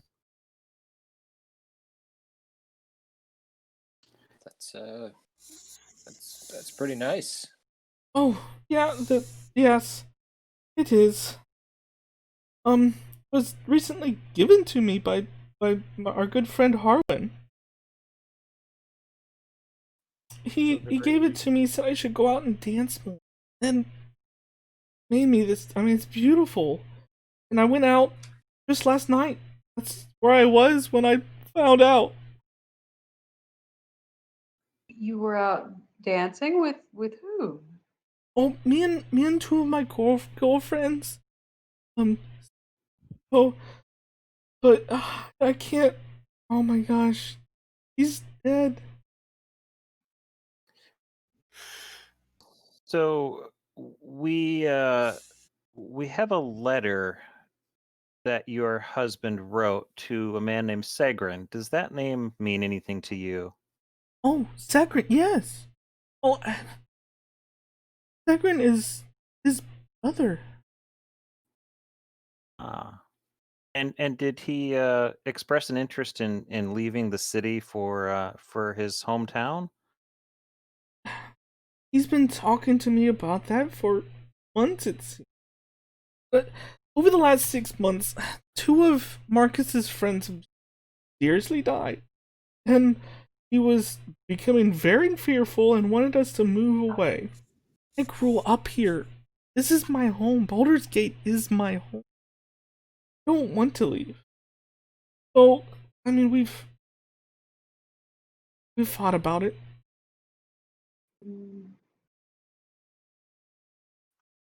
Was your And husband you in? said two of your friends Two of also them- died recently? Well, yeah, two of Marcus's mysteriously they're actually kind of unsolved. You guys are into that type of stuff. Is there somebody who might have information about those murders? Have you considered that you may be cursed? Well, I think Marcus thought he was. But I don't know. I mean, yeah, so... I don't know. Did Marcus have any Now, there, unusual customers, or maybe someone he may have had an argument with recently? Argument? No. I mean, so Marcus lived, well, he worked near where Harwin works, and they would talk every once in a while, but Marcus was still friendly to everyone that I know. What did his friends do for a living? Once it died. Good question. Broke the DM. Yay. I think I have an answer.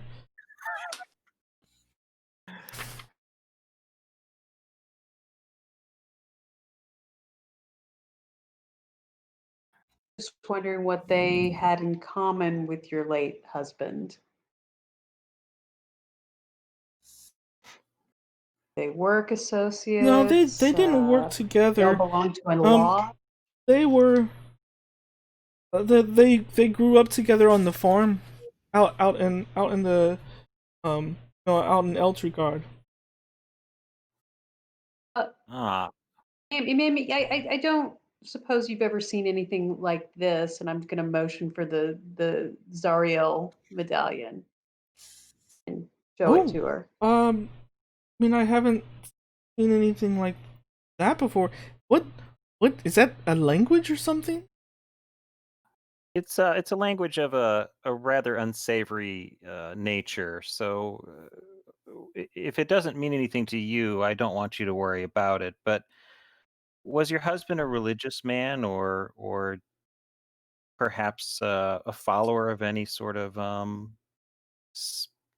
faction that might be An unpopular? unsavory faction? I doubt it. I sincerely doubt that. Is it okay if I insight check her just sort of Yes, quietly you can. while she's talking? Okay. I well, do think that that the one person who was kind of in charge of all the murders, he was a kind of he's a guard around here. His name is Dovis Tope. You might be able to ask him for maybe more information about those two. You, from what you can tell, she is telling truth, and she was a little upset the fact that you even started to hint that she. Okay. So is Simone able to write Infernal and could replicate the message that was left? Yes. Okay. Can we do that and see if she recognizes the script at all or anything? Okay. I'm that, just going to try to smooth things over and say, ma'am, we're just showing this to you in case you've gotten threatening letters or something like that. Maybe you've seen I something honestly like haven't that. been bothered by that so much. Shadow Tool, yeah, I really like this map as well for watching. When you are writing the map or writing the letters down, she kind of starts looking at it, and like a little light goes off in the back of her head. Oh, no, I have seen these creepy looking symbols here. Wait here 1 second. Goes back into the back room, and she comes back with a wooden box that has kind of this similar style of symbols and letters. What does it say? So she kind of hands it to you. It's like, it's something that he's been hiding that's been in our closet forever. And it says, you can read it, and it's infernal. It says hell and back again. The box says hell and back again on it. Hell and back again. Okay, I'd like to. May I open it, madam? With caution, yeah, I guess. I've never done that.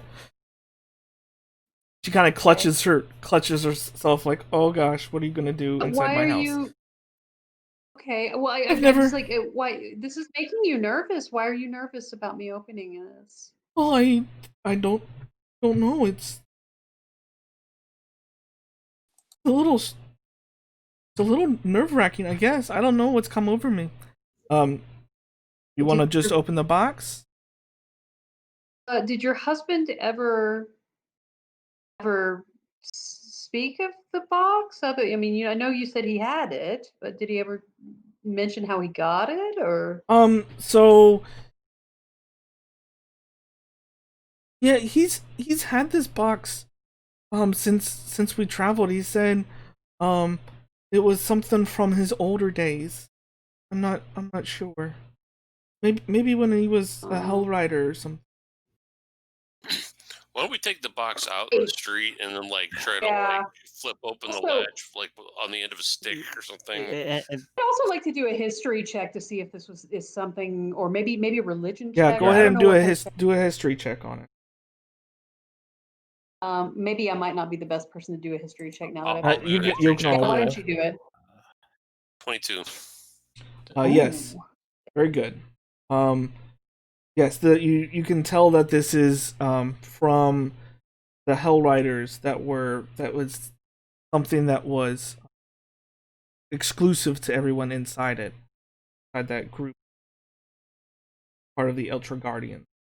And with that, you're pretty certain that this is going to be safe to open. If you want to, out of respect, you can outside. Yeah, but maybe not out in front of where like people can see us doing it. Okay, Like, so you guys kind of go out, but then huddle under a corner. yeah. I was more worried about it blowing up. That's why I wanted to go outside. If it's, Shadow I think it's Tool, safe, this then was we can, something I had found do online. respectfully I kind of outside cobbled if together and get you all the so maps choose, but- to line Maybe up. And just actually, find a I found nearby it alley. free. Yeah. The bomb squad. Okay, so you guys kind of like carefully open it up, and Dear Satan. inside you see a pair of they kind of look like goggles, made of leather. They have dark red crystals over like where the eyes and lenses are. And they have like a silver eagle wings on either side.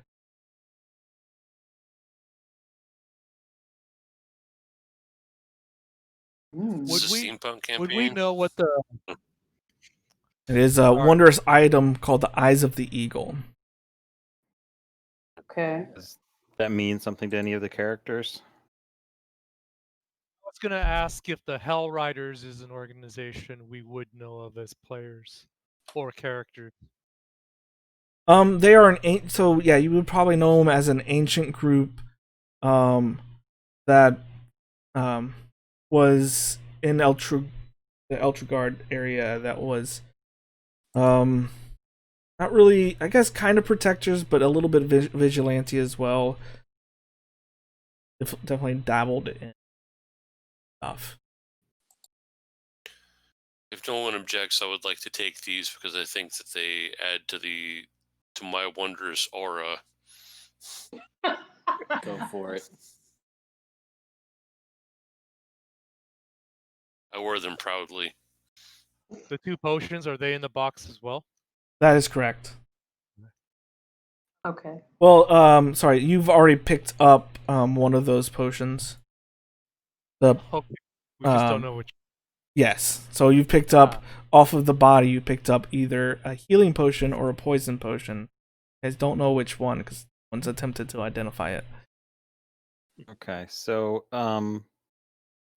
we'll go give the grieving widow reassurances that the family heirloom appears to indicate that her husband was part of an organization for good.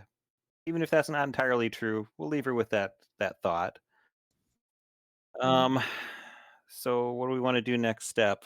The dressmaker, or I guess There's figure out a if the other guard and a two murdered? dressmaker. You guys can see out in this. Wait, Yeah. so the dressmaker is the one who gave it to her, or Yes. the one it was? The dress. He gave that dress to her. The box was probably from. He. It's odd, and told her to go dancing, and then he ends up, the husband ends up dead. Yeah. I think he's trying to steal a woman, is what I think. So Sounds like a crime of passion. except for all the cultists in town. Well, there's cultists can be passionate, Yeah, he has. That's how more very, cultists show up. They are. Two for one. It's a very twisted web of passion. So Cultists love trying. Ooh, As a crust. solved it. all right. So it sounds like we're gonna go track down the dressmaker. Okay. Yeah. You guys gonna head back up and towards the back almost by the leather shop. Okay. All right. I guess we will leave you to your grief. I'm sorry this must be really hard on you, knowing how much of it is directly your fault. My fault. Oh my. What the hell? Whoa. Do not listen to him. Okay, I think we figured out who needs to You talk. had no way of knowing. You had Oh. no way of knowing, dear. Oh, okay. Well, I hope you find that it isn't me. Oh my gosh. She kind of closes the door and you can It's hear okay, a click it's okay. behind Uh, a little lock. Just shoot him a look. dumped all the points in intelligence and not in charisma, huh? Or wisdom. It's okay, ma'am. If you are guilty, the gods alone will punish you. What? That's Okay. Just la. Don't listen to any of them. Okay, Here. so the next stop we leave these two outdoors. Right? You guys are on guard duty. Good bookkeeper. You guys say that all you want. I'm the one who's most likely to identify with the dressmaker. I didn't say anything that wasn't true. If she wasn't guilty, the gods won't do anything to her. You don't have to tell all the truth at once. Yeah, filter. Okay. Filter. Seems like that. Filtration is for the weak. Do I look like a kidney?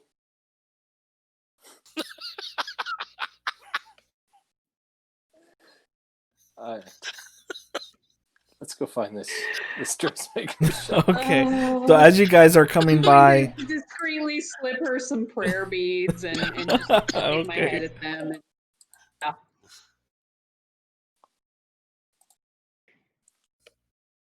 you guys kind of head back up. As you guys do, you guys come across a guard that kind of stops you, and wants to question you a little bit.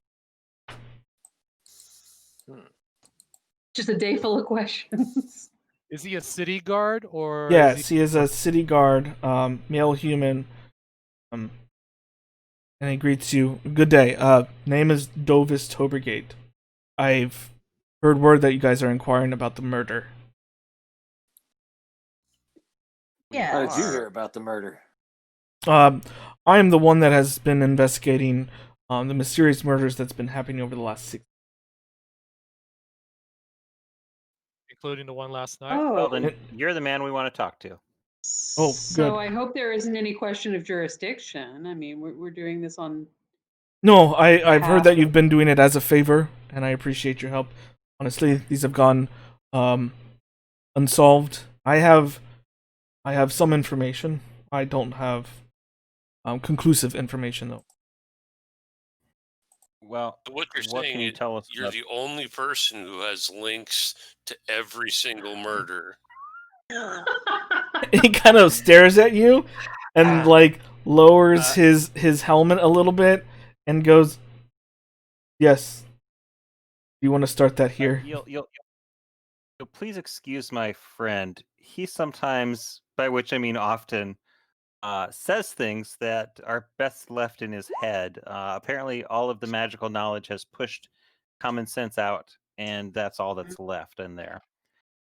What can you tell us about the other murders? It appears that these three were all friends and perhaps from the same hometown, and perhaps have connections to those who might be opposed to some of the cult influences that we've encountered.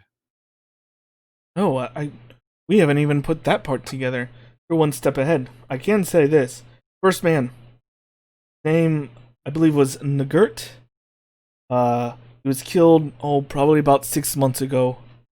He was attacked by some sort of very large animal, we presume. It was at night, very bloody, not much left of the body, but not super suspicious. With that, coupled with something that recently happened, just probably about 1 month ago, an old woman in Myrna had been cut up, blood smeared everywhere, nearby a wall. There's couldn't really see if it was written or anything. It was raining that night, but it was gruesome, and we believe that it was a true hate crime. The interesting thing is neither one of them have any relatives in the area. Yeah, Marcus, it seems like all of these people were transplants to Baldur's Gate, and perhaps that's relevant. Mhm. perhaps. Marcus, he was a dear friend. Wait, you were a friend of his too. Oh, yes, me and him, he passes by me on a daily basis, going from, his shop to home. We sit and talk every once in a while. Good man. And what do you know of this dressmaker Harwin? Oh, Arwen, kind of a little mousy fella, if you ask me. He's a strange one, but very good at his craft. Strange as in would he easily be seduced by a cult? Well, a cult. No, I don't mean. Maybe. Me and him didn't talk very much. He kind of kept to himself. Maybe he is a cultist. They do that, don't they? They do. It does fit the profile. You know about profiles, I'm sure, in your line of work. Yeah, there's guards and there's not guards. Wow. This guy's good. Do you Consummate professional. do you have a sense about why Harwin would have made a dress for Marcus's wife and encouraged her to go dancing? Mm-hmm. Well, that is strange. From what I know, she was one of his best customers. He'd always be buying dresses. Usually, couldn't spend a whole lot of money. So, every once in a while they'd buy a dress. But to give a free one, that's something out of the normal. Mm-hmm. Is there anything else you can tell us about the other murders that might be important? Unfortunately, that's all I know. Like I said, we didn't have any people to question in the investigation, and that's all we've been able to go on. I haven't been able to profile Is there anyone. a Mrs. Creepy Dressmaker? Not that I know of. No, he does have someone else that is at his employ, probably at the shop right now. Would you mind taking us over there and perhaps giving us an official introduction, so to speak? Certainly. Some authority. Come this way. And he travels the block and a half up north to Harwin's Garments and Knits.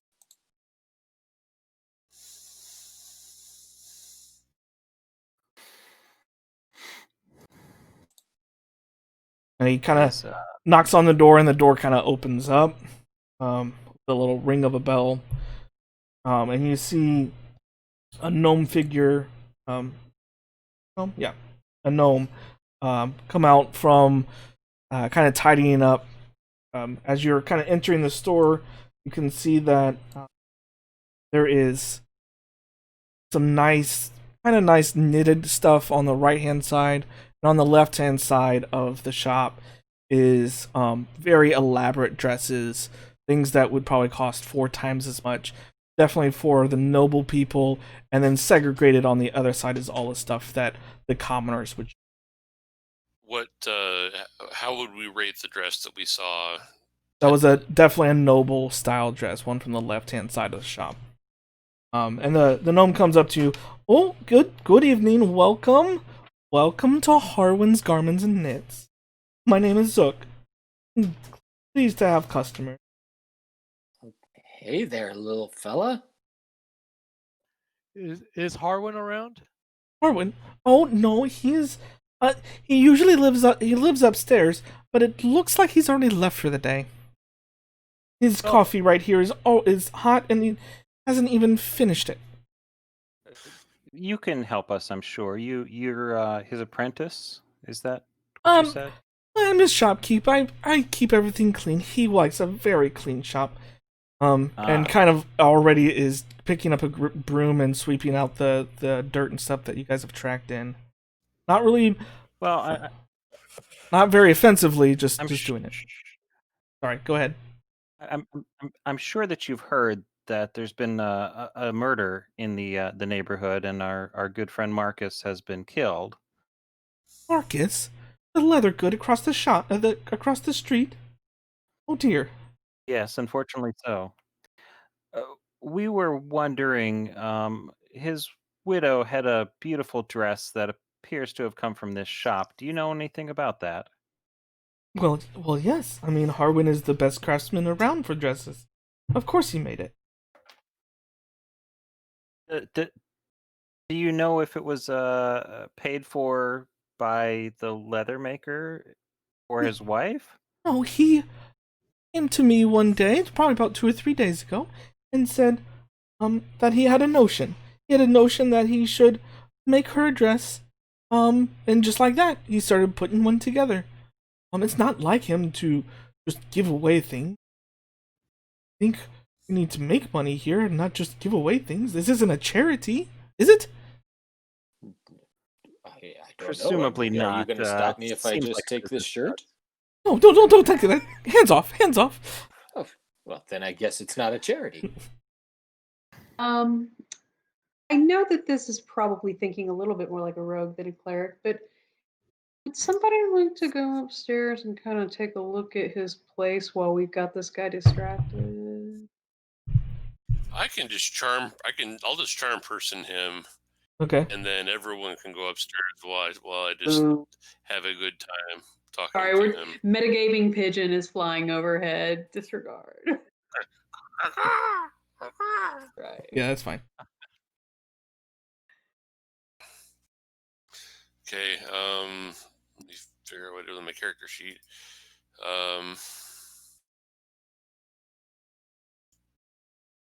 Can you believe that Arwen used the last bit of the Thescan silk to make that dress? Stuff is What's special about Tuscan silk, you said? Thescian. It's fine. Tuscan. Yes, it's one of our finest pieces of fabric that we have. Maybe that's why he left. He said he had to go out the Black Cape. He said he needed to check on the sheep. Strange. I like sheep. Well, I Sheep. imagine the sheep are important for the knitted goods, though. Yes, that but you have me go do it. I don't know why he would need you. Checking. Where is the sheep? Outside the city, just the let's see. He kind of like points to the left and to the right, and it's to the east that way, and he points to the west. Okay, I go ahead and charm him. Okay. DC on that is 13. He is yours. Excellent. Boing. If you would. So Okay, go ahead. I think we'll see if we can't find a key to the apartment upstairs. Yeah, Mhm.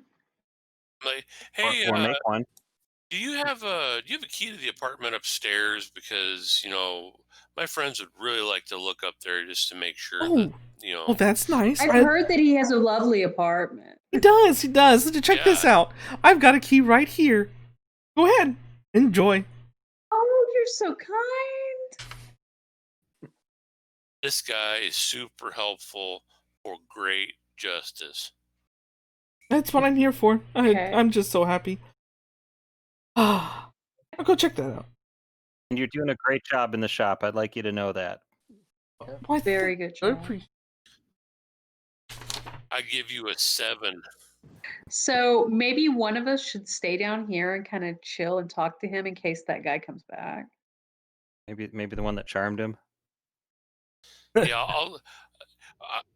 why don't you show me your very best dance moves? All right, so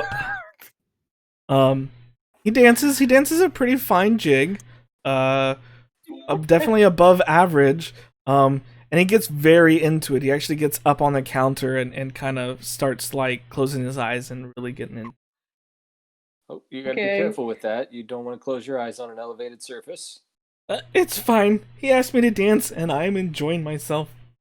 Okay, well, Okay, so Simone's gonna take off up the stairs with the key. Okay. So you go up. He's coming with me. oh, I'm going up. Roderick's Okay. going up. Okay, so I assume it unlocks Yep, everything. and- it unlocks. You come up and you see that Harwin's apartment is very neat. Bedroom is sparsely decorated. A couple things. Kind of looks like a designer made this. A lot of things are handmade by him. Small kitchen, but there is inside the bathroom. You see that there's blood kind of everywhere. Oh, dear. Does Yep. it look recent, Harwin. fresh? Yeah, it looks old? real fresh. Why don't you guys do a medicine check who are in this bathroom? I've got a +5. You should check. Although I have been rolling really crummy with it. Like, okay, let's see. That'll do it. Maybe. The So one with a great. +5, yeah. Yeah. So everyone except for Fred has it. Simone, can confirm that this is definitely blood that is very recent. Simone, it almost looks like paint. Please, and you guys see a cloth that is on the edge of the basin. That is also covered in a lot of blood. Maybe some of it is still white, but there's a big spot on it that is invested. Does it look as if that might be have been used to clean up a wound or to clean a weapon? Probably more for the latter. Okay. See how the I'm really good at investigations go here. I got a 15 on investigation, so You can tell that Better. this was something to probably clean a weapon. Does anyone have an artisan background? Don't. What is my actual background? Oh, goodness. Oh, Guild no. artisan. Yeah, my background has to do with my wife. I'm a haunted one. Nice.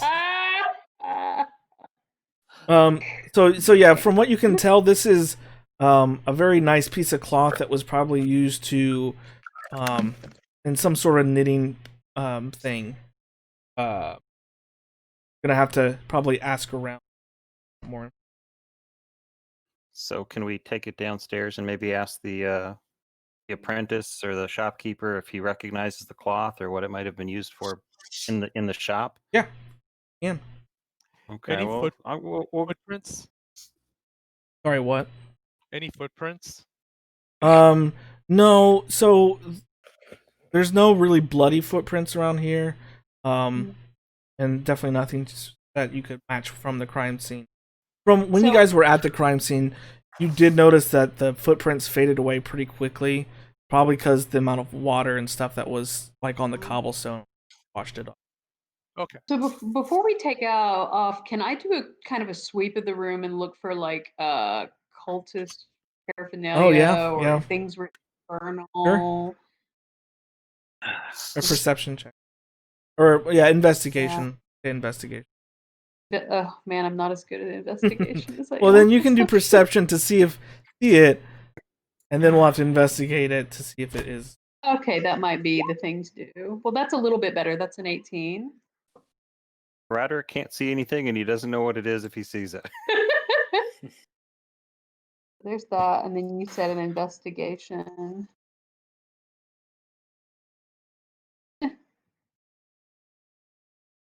So perception is 18, investigation is 12.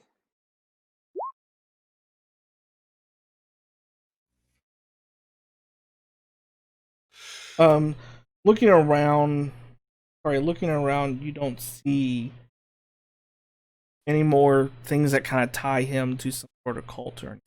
Okay.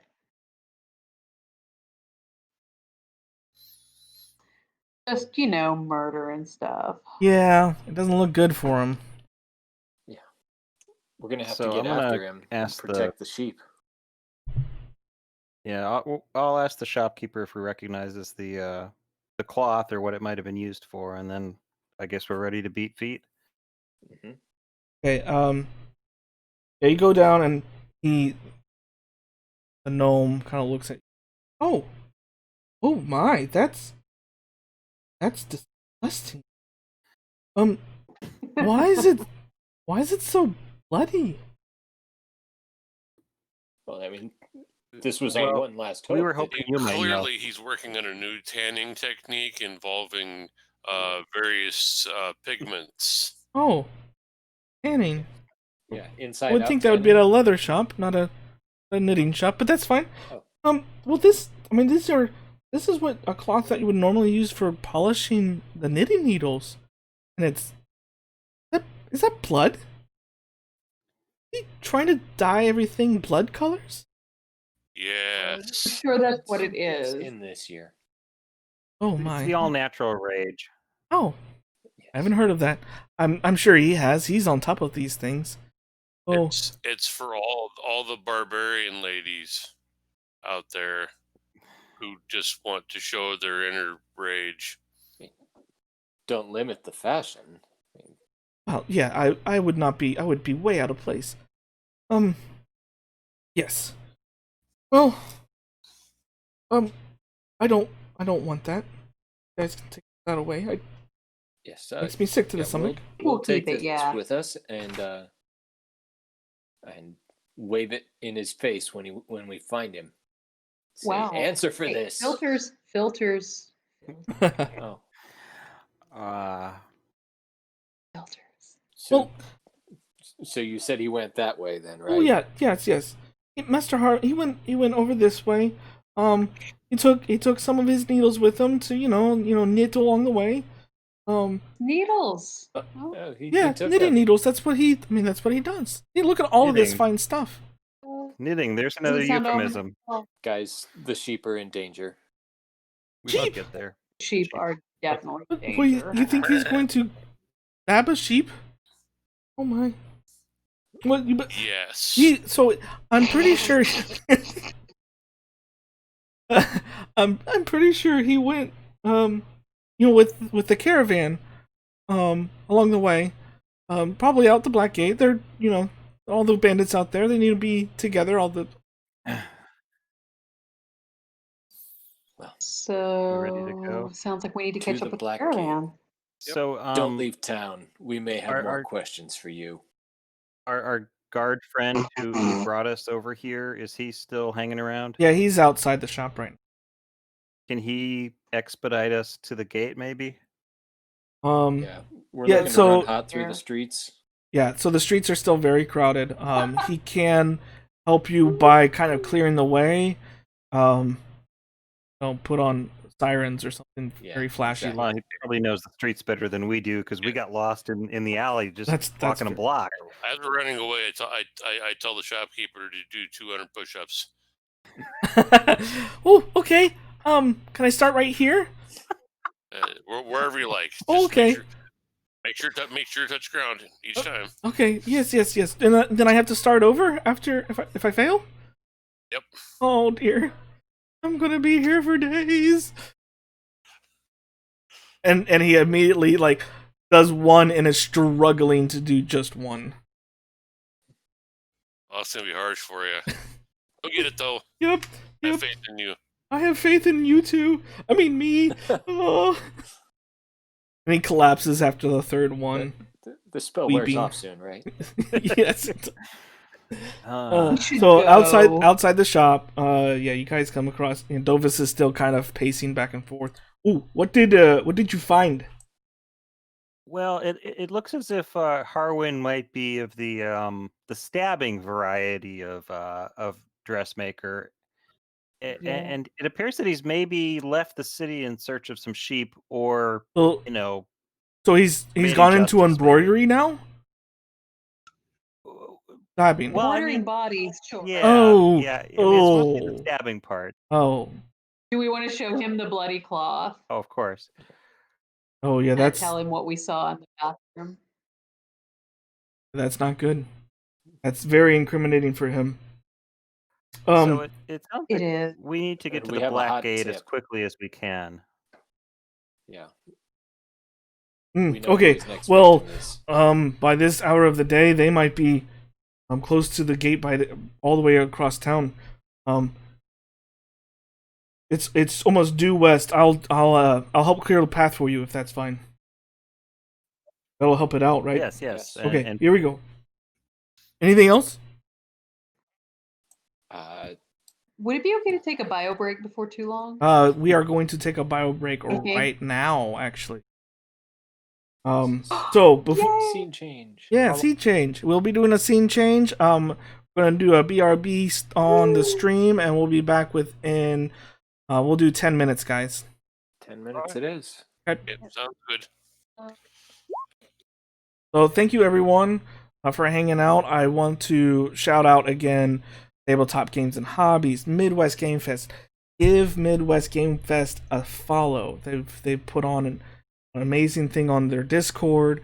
Their Twitch channel is almost at 50 followers, which is what they need for affiliate. That is their goal for the end of like this weekend, to help continue to grow and support this like online thing. So, thank you everyone for hanging out. We've got a little bit more to go after this short break. We'll be back in about 10 minutes. And yes, the map I found the map online. It was a single block. Well, it was a little bit of a block, and I kind of made it look like it was a lot bigger. So yeah, it was just something I grabbed off the line. So yeah, and I really liked it. It's got a lot of detail. Yeah, we'll be back.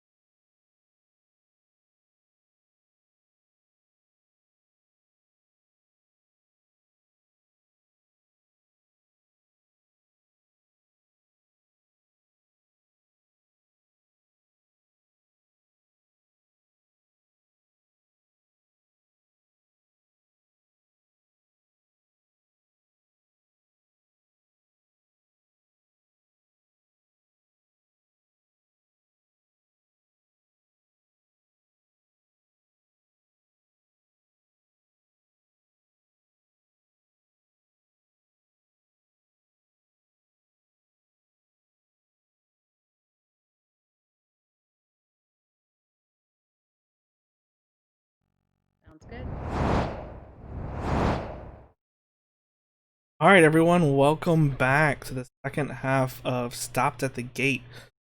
This Adventure League is sponsored and held by Midwest GameFest. I encourage everyone who haven't done so, please give them a follow on Twitch. It's free. They would really appreciate it. They've been doing a great job. So that's one way to show your support.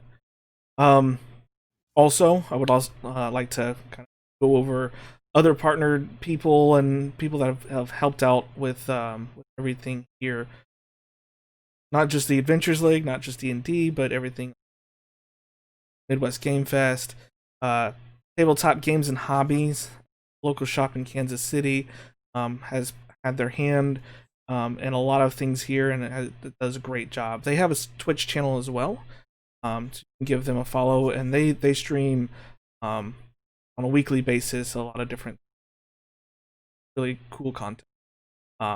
Also going on right now, Maple-a-thon, as well as there's a raffle for harvesters, and you guys can, among other things, I have a dice bag such as this one that's inside one right here.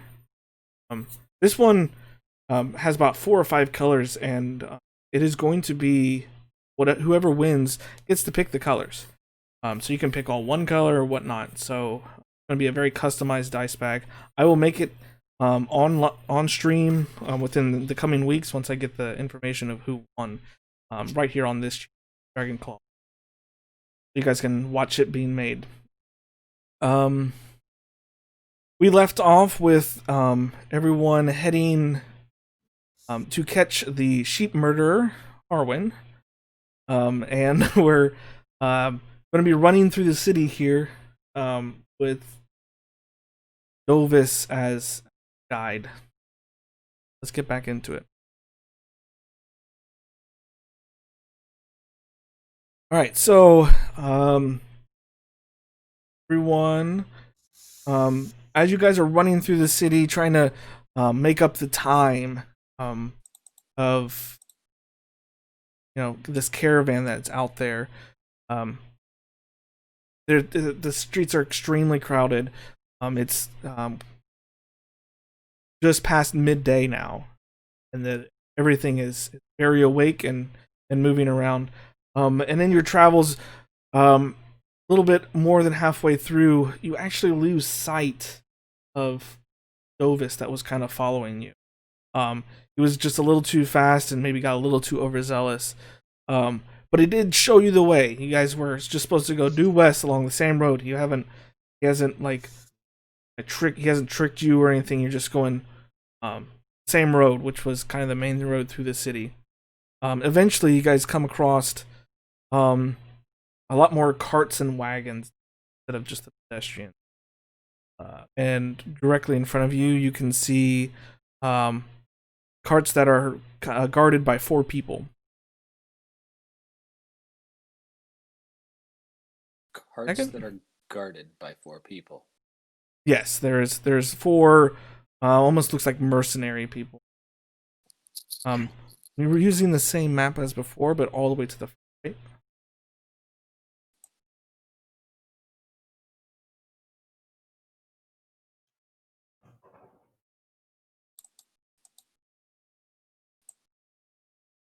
So I'll call out to them and say, sturdy gentlemen, we're in search of a dressmaker named Harwin. Is he with your group?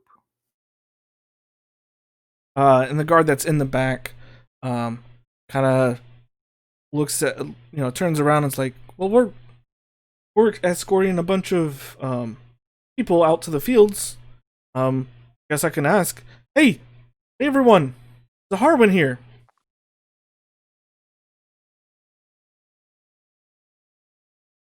Then you guys see all of the carts kind of come to a stop. The one in the front mentions, hey, Knitman, Knitter, put down what you're doing. There's someone here to ask you questions. With that, the caravan kind of comes, they slow down a little bit.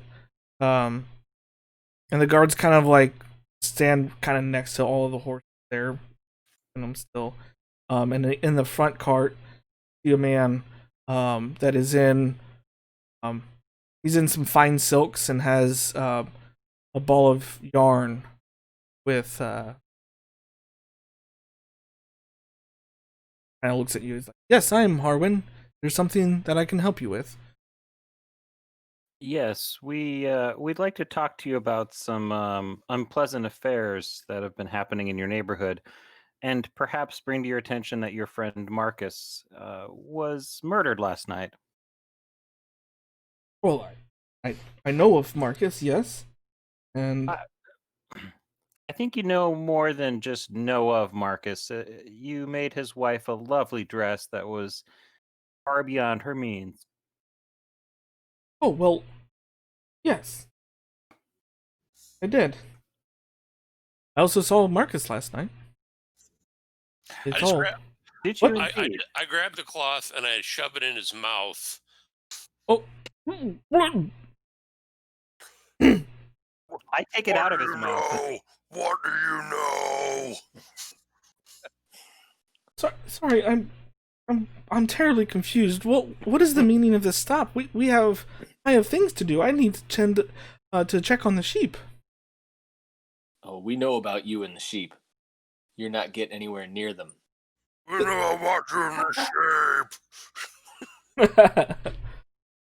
It's just escalated. Well, Yes, it did. I'm sorry. I'm sorry. What were you? Why were you asking about Marcus and his murder? Well, you We didn't say he was murdered. You know more than you should. What? Dun, dun, Oh. You know more than you should.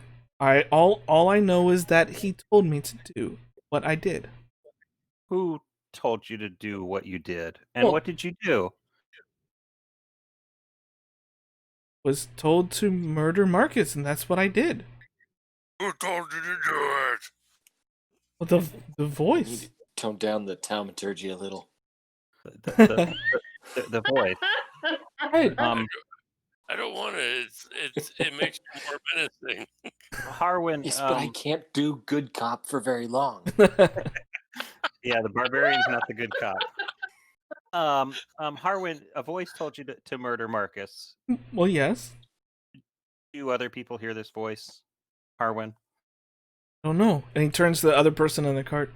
Do you hear voices? And the person looks at him and just shakes his head like this guy just admitted to murder, and he's clamoring out of the cart. And now it's just Harwin in this cart. Horse. Yeah, Harwin, I think we're going to go ahead and turn around and leave the sheep to someone else for now. I feel like the city guards might want to talk to you. Well, I'm not sure exactly why they would need to. It's the part about how you murdered somebody because a voice in your head told you to do it. But I mean, That's a lot, yeah. Yeah. That's they- problematic. I'm rather confused by all of this. It seems like it was the right thing to do. Sweetie, you do know that murder is wrong, right? But they told me to they told me to do it, so I was just following what he said. Harwin, I understand how this might be confusing, and it sounds like perhaps there's some influences on you that you can't account for. So I think it'd be best if we took you somewhere safe for your own good. Well, no, I can't do that because he told me I needed to take a trip outside the city. So told me to make the Harwin, dress. I did that, no problems. Told me to murder Marcus. I did that, no problems. I am now leaving the city. Going to do that, and we won't have a problem. I'm going to charge So, person. that's your go-to. It may be time to restrain this poor deluded gentleman. For his own safety. Okay, Yes. who is going to attempt to restrain him? Still on this cart right now.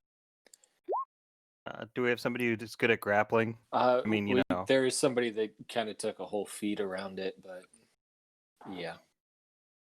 Yeah, All right. have him make a DC save spell save of 13 Okay. versus his wisdom, I think. Yeah. Okay. And you're trying to charm him again? Yeah. Okay. As you do that, you see his eyes roll in the back of his head, and he kind of stands up, chest puffed out on the cart, and says, "Welcome to Baldur's Gate. See, now you're just copying. Thank you for bringing them to me. You can have him now." And then he slumps down and kind of falls off the cart. Catch you there. Y'all saw that, right? Like, it wasn't just me. Everybody else saw that? Mm-hmm. Yes, everyone I saw that. Yeah. Yep. You were. I saw that guy just being a big poser right in front of me. Yeah, you were doing it first, totally. Yeah. Yeah. And then he kind of looks up at Larry. That's kind of he's at the feet of him right now, and he's like, sorry, and he adjusts his glasses. I'm Harwin. Is there a problem? Yeah, there is. But I don't know that either of us can really remember what it is right now. We may have to go somewhere to figure that out together. Is there a cleric in the house? Cleric? There, besides me, I think he might be calling for you. besides me, or do we mean me? No, I don't think he even remembers talking to you. Yeah. Donde está exorcism? Yes. So I'm and he kind of Harwin kind of stands up. Sorry. What seems to be the problem? Well, What? the most immediate problem I can see right now is that I was banished here without my straitjacket. He kind of looks at you guys and like, I've had a terrible nightmare. Does Did it involve inserting something pointy into someone else? Yeah, that was in my dream. Sorry, is anyone of you named Garizal? Harwin, I think you're sick and we should try to get you some help. Might Garzel be the voice in your head? I guess I don't know. I feel like something had just left me. Yes. I don't know. I feel like I was in a dream. Why am I here at the Black Gate? Well, you're fleeing a murder. So who was murdered? Why. You murdered your friend Marcus. And so we'd like to take care of that by, helping you find a safe place to work out your problems. Like a nice cell with bars. And probably a good clerics with the bars to help, heal the brain and all. Yes. And you can see that he is like physically shaken from this, and fine. He holds up his hands. Lock me up. Do whatever you must. I don't know what happened. So Dovis is not with you guys. He hasn't made it here yet. And take this guy back to the city guard, back to the Flaming Fist headquarters that was at the gate. Yeah, I'm going to take out my bell of silent carols and start ringing it for Dovis to come find us. He's the only one who can hear it right now if he's within 600 feet. Okay, 600, that's quite a long distance. And you're requesting him to join you? Yep, we're calling him over to us to cart away his suspect.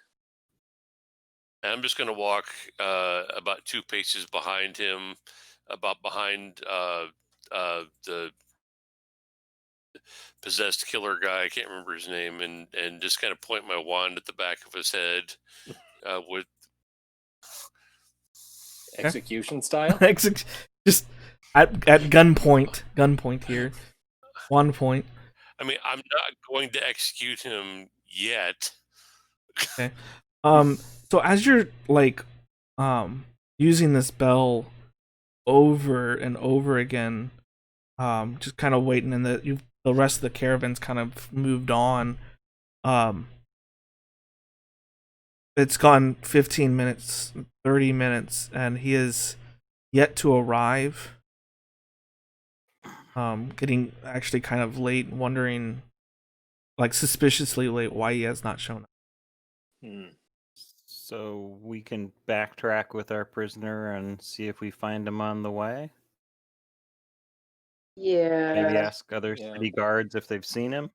I mean, the City Guard and the Flaming Fist are different organizations. They are different organizations. The Flaming Fists are kind of the people that run the front gate, and they were the one that kind of tasked you with finding, apprehending the murderer.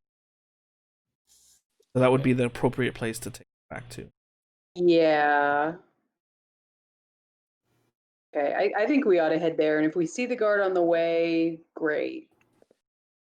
Yeah, I'm gonna ring the bell of silent carols in the direction of the bureaucrat lady that gave us the job. Okay. On her way. She won't have any idea what it means, but Yeah. it's gonna be playing in her head. So you guys make it back through the city with Harwin at 1 point. Continue to go through the crowd and stuff. Becomes very near nightfall. And you make it back to the Basilisk Gate without encountering Dovis. And looking kind of through the crowds, even his like normal spot between like the shops and stuff, he's not as like the normal. You do come up to the headquarters of the Flaming Fist to turn in Harwin, and she's kind of like locking up her office at the time as you guys are entering the gate and coming up the steps, and he kind of looks, oh thank you, sorry, I had to pack up early, I've got this annoying ringing in my head. I'm gonna have to lay down for the night.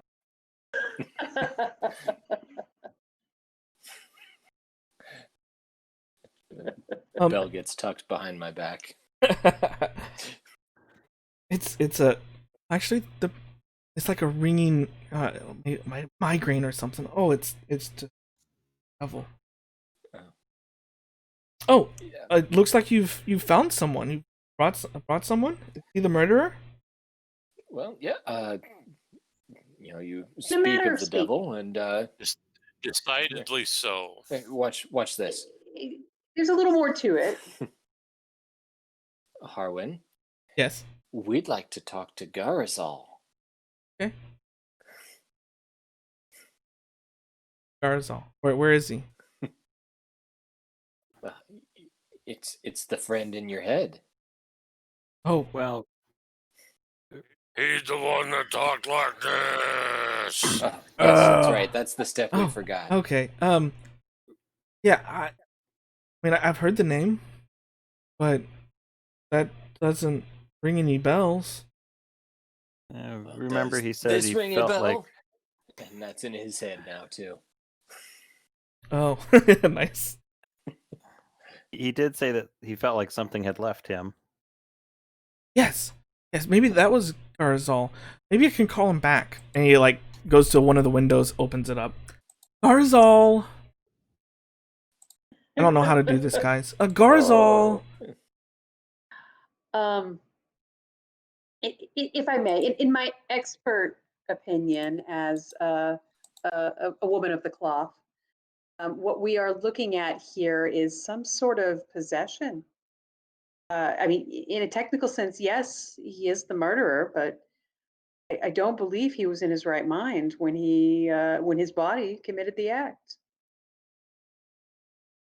The culprit is this mysterious entity who spoke from his body before leaving, passed out, as it were. That is true. It's so crazy. It just might work. You Very need to well. roll a persuasion. I'm not sure if that. I mean, we can try it. Do we really want a demon to be here? Go ahead and roll. I don't think we do Maybe want a not. demon to be here. You can roll. Right. But the last time he spoke to us, he was very welcoming. Oh, yeah. Well, no, I don't think we want to reconjure him. I think this is just me explaining to you Oh, okay. exactly what's afoot. Oh, well, I mean, we can. I don't know that this man deserves the ultimate punishment for his actions. So, you haven't brought me the murder. Oh, he physically performed the murder and Oh, okay. confessed in front of an entire Well, group I mean, of if we have a people. confession, that's all we really need. Well, Yeah. I think Well, that's what you will have. I think we As a member of the clergy, though, I have to urge leniency in dealing with him. more importantly He was not in his right mind. we may have found the culprit of this particular murder, but it appears you have a rather infernal problem going on in your city that might need some investigating. And that's why we're on guard duty, keeping these refugees out that don't belong. Well, to be fair, this gentleman was already here before the refugees It got was the here, and refugee. he was Oh, trying to leave. so we It was should the purge the refugee entire inside city. the refugee that was the Okay, problem. see, that's a logical leap right there that we didn't need to take. So while you guys are like offering this guy up and stuff, another man of the flaming fists, a soldier, comes up with a note, kind of whispers in Falburn's ear, and then hands her a piece of. Then you can see her like, oh my gosh, it's I can't. It's happened again. Seems like your efforts were. Another man has been killed. Same bloody symbols are drawn. Only just happens. It only has just happened. But it couldn't have been this man. By chance, was his name Dovis? That's very suspicious. Yeah. See, Oh, we We were questioned him. he was helping us investigate, and then we lost track of him on the way. He wouldn't answer my bell. Nobody wants to, apparently. okay. Well, That's a guard. Okay. in that here, this way. So she starts like Arwen is now being drugged around with you guys, and drugged to another murder. We're getting good at those. Yeah. Yep. And indeed, Dovistober Gate. And another alleyway between here and in the lower city. You can see at this scene is very similar to the other one, other than the tarp that has not been put. In another small alley, symbol of Zariel is there as well, and in Infernal, you can also make out the exact same words for the fall.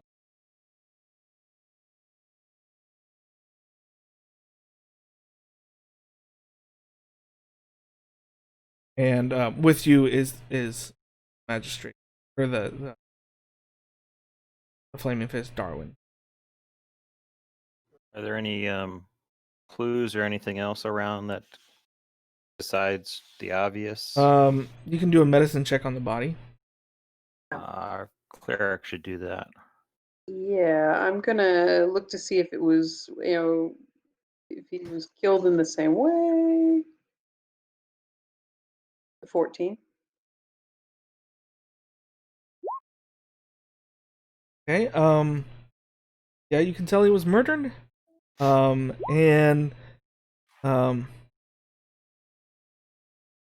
you you can tell that it was done with a like a bludgeoning, like he was probably punched to death or even like kicked. Mm, Like just pummeled. You see that that Dovis, his body does not have a glove. I mean, you see there is a ring that he is wearing, insignia.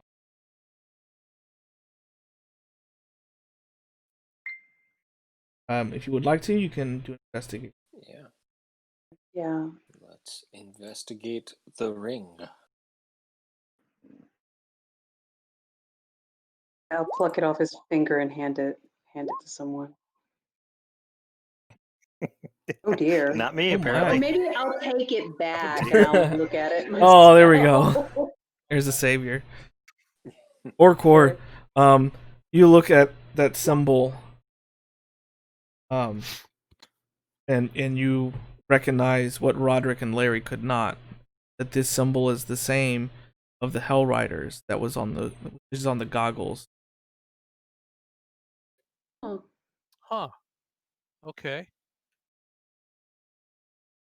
So this somebody's fellow was. killing off former Hell Riders. Yeah, exactly. So, magistrate, we believe there's connection between the 4 murders that you've experienced.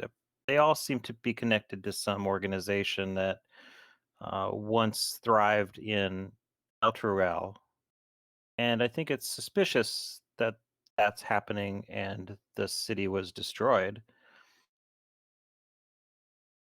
Yes, very interesting indeed. Let us, give me a second.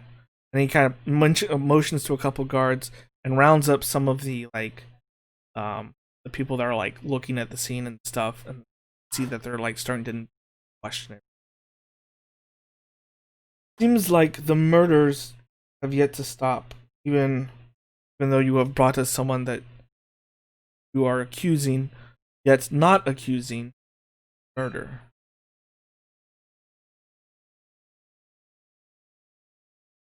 But who do you assume? What do you assume has done this one? Did this in the same style as the before? Definitely not the same style, but if this demon is head hopping or devil or whatever this infernal thing is, I mean, I suppose as a cleric I would know what devils speak as opposed to demons. Not to metagame too much.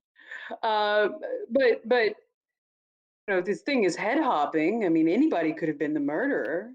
And No. You, me, anybody. we do seem to be dealing with a cult, which means that there's more than one person. So certainly the murders could be Sure. connected and not committed by the same person. Very interesting. Lady of the Cloth, you said that you might have done it. How do you know that you haven't?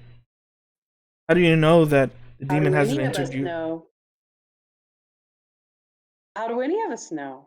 Well, we were all Really together. disturbing prospect.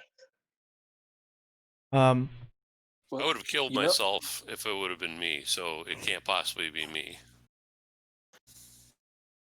I'd like to revisit a concept that we were kind of harping on earlier. Stop talking. and as you guys are talking about that, one of the guards that is interviewing someone, that person looks and points directly at Larry and screams out, That's the one! I saw it! I saw it clear as day! He was the murderer! He kicked him right in the chest and broke all of his bones! They were running running through the city.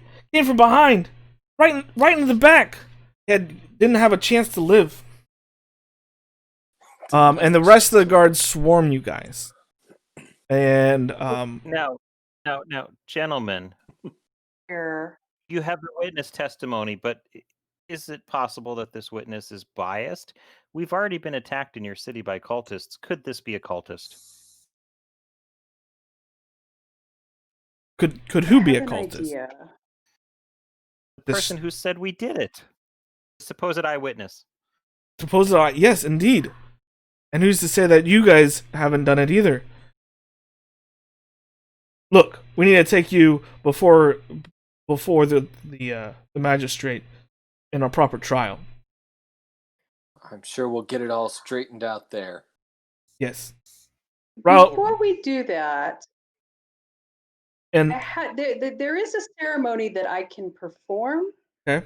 Called atonement, and if this witness has been touched by a devil in such a way that his alignment has changed and he's lying, the ceremony will fix it. So, before you're able to do that, they're like, shot. "Fine, take her too." And the one person that was like calling you guys out, they escort her, and they start escorting you guys towards the city hall area. And the Flame Darwin Farburn kind of like is with you guys and like, look, I'm very sorry. Didn't mean to get you all involved in this, but it's now out of my hands. This is the city guards, not me. I can do nothing for you. You have to abide by the magistrate. And they kind of whisk you away. They don't allow you to do any magic unless you want to resist. Unless I want to what? Resist the city guard. Well, I don't think it's going to go over well for our case if I get in a struggle with a guard. Probably not. What do you guys think? I think I'm going to look cooler getting marched down to the stocks and then like triumphantly doing something at the end of the adventure where it totally proves I'm innocent and awesome. So Okay. Maybe. Yeah. So you guys are thrown into. There. It's not really a jail cell. It's more of like a large holding cell. Has just like 4 benches on it. There's really no one else in this right here. And there's a person that comes up with a scroll, has a very tall hat, and opens up the scroll. You have been brought here for the witness of the city guard, formerly known as Dovis Tobergate. You are to stand trial for this and any other murders that you may have caused in the area. For this, Dovis. So you guys have kind of, I would say probably 10 minutes of roleplay time to kind of go over story you want to tell, way of trying to get out. Wait, are we on trial for killing cultists? No, we're on trial for killing a city watch. Yes. When did we kill a city watch?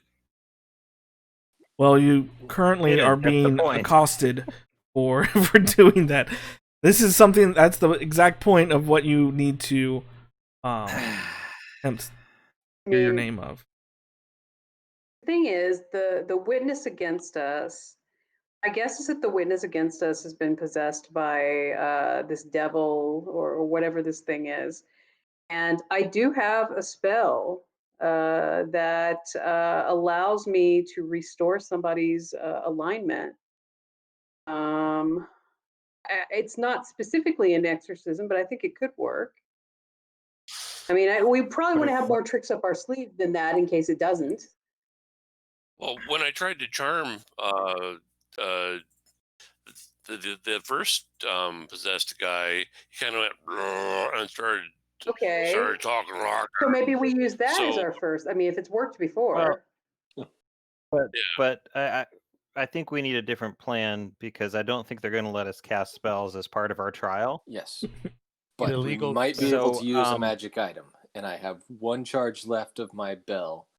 And if I say that there's a devil that's been possessing people, and he's the only one who can hear this sound, and then we ring it, and somebody in the room goes, "Oh, my head!"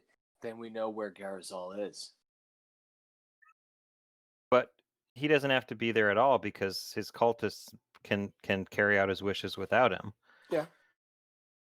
It's So But this is an in terms of interesting evidence, development. He's going to want to be there. it is.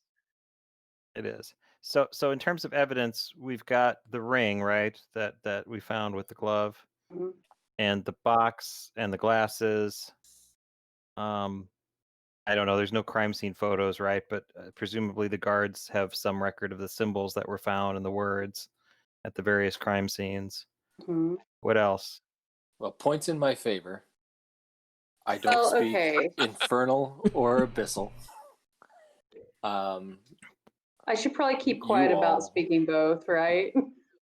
Yes, I mean, yes, you should. Filter. We've got Harwin,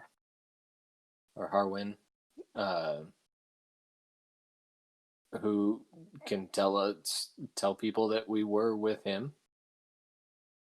Yeah. Um, We have paperwork that establishes that we just got to the city. And if they are seeing the murders as linked, then obviously we're kind of latecomers for that. and except that there's nobody in the caravan that can really vouch for my presence. I wasn't there. But Did what you- about Segrin? You compiled that Has he paperwork at the recovered? beginning. Well, yes, yeah, for this one evening, but we're lacking proof on this plane that I wasn't involved in conspiracy to kill lots of people.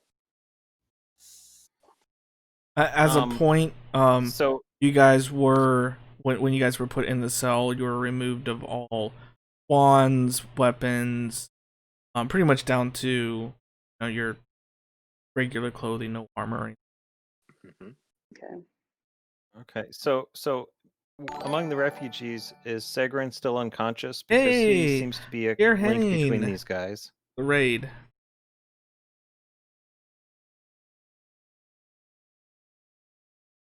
Sorry, did you have a question?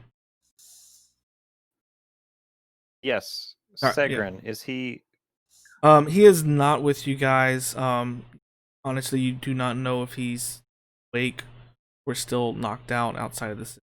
And there was much rejoicing. What did they do to Harwin? Harwin is also locked up, but not next to you or anything like that. Hey, thanks for that follow. So he is. Yeah, he's not. He's not with you. Sorry, go ahead. Does the Right Reverend have connections to her temple where somebody might have access to truth-telling magic or something to compel people to tell the truth? Simone, you're pretty confident that someone from your church might be there at the trial. It is kind of happening super fast, so maybe the word hasn't traveled, but you do have a little bit of faith that someone there kind of help Yeah, I represent mean, that you. would be something that I would. Yeah, that's something I would. We'll see once we get to the trial. Yeah. So, and I think it's important. Yeah, important to mention that we showed up and then we were handed this investigation. We didn't seek it out. We didn't have any reason to be involved until they involved us. Yeah, you kind of just shoved into this one.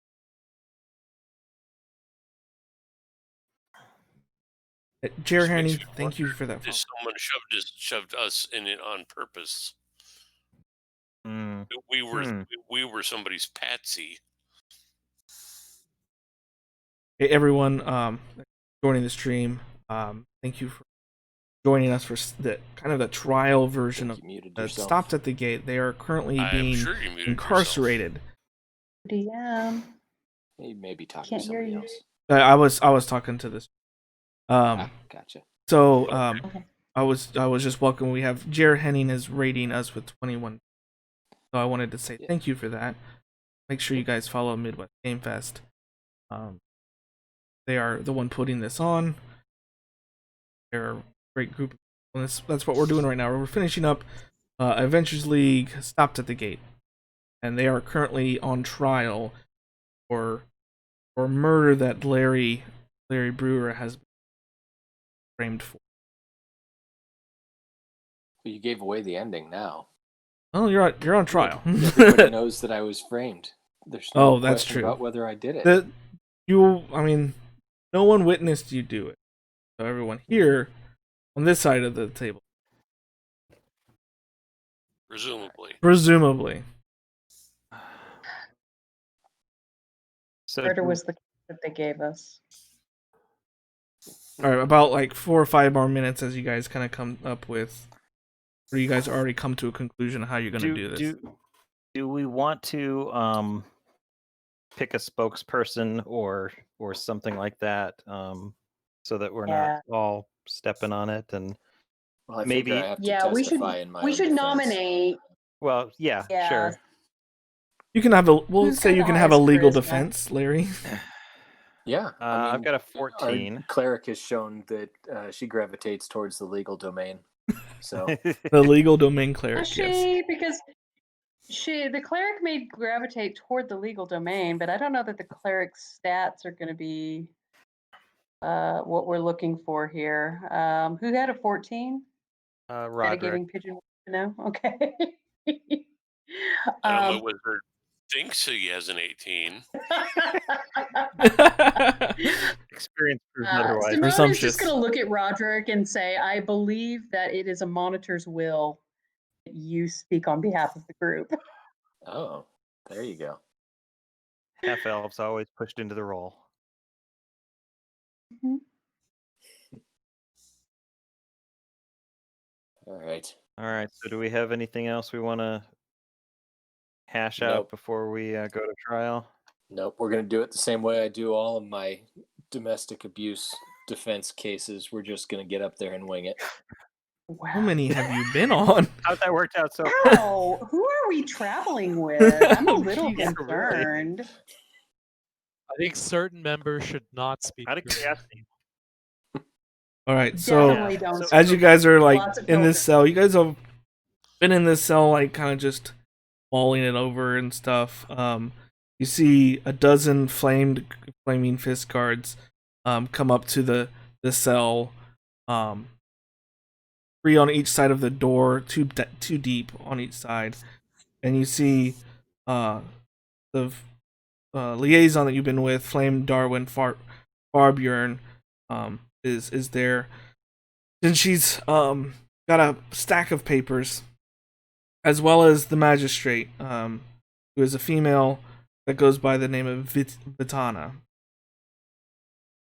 And the guards kind of open the door, usher you guys all out into a larger room that has large oak, like big desks and stuff for you guys to sit behind.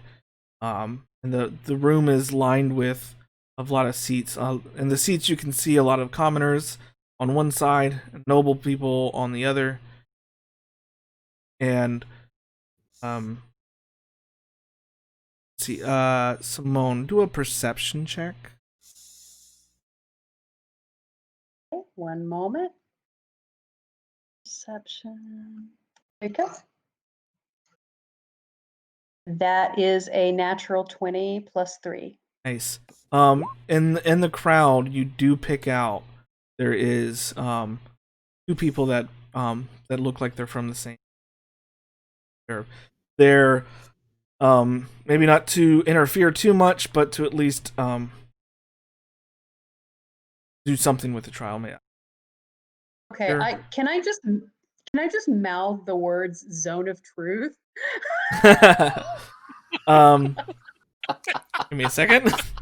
Can you do? Zone of truth? Can you do?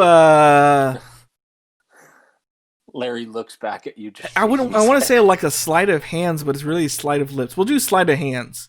We'll just do a sleight of hands. See if anyone else picks up on that. Okay. That is, holy crap, another natural 20. Wow, way to burn them here. Yes, so you can tell like that the two of them kind of give a silent like one-handed nod to you. And there is none of the guards are none the wiser.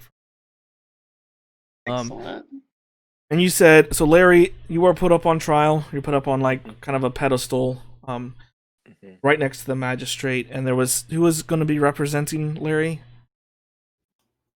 Roderick, apparently. Roderick. Okay, here we go. The rest of you, kind of sit in the first row right behind where Roderick is. Roderick and Larry. The magistrate takes out a scroll from her desk, opens it up. You are hereby accused by the city of Baldur's Gate the murder of Dovis Tober in the name of and on behalf of an unknown power. You are also suspected of the murder of Marcus Hellgate in the name of and on behalf of some unknown power. How do you plead? You want to enter my plea, counsel? My client pleads not guilty to this heinous crime. Let it be known that he pleads not guilty. Very well. We shall conduct a trial to ascertain if you are indeed innocent of all of the charged acts. Okay, so the way this is gonna work, the magistrate is here to hear argument. He doesn't have a whole lot of patience. You're gonna need to be very abrupt and to the point. You're gonna need to essentially succeed several times on different parts of the stuff.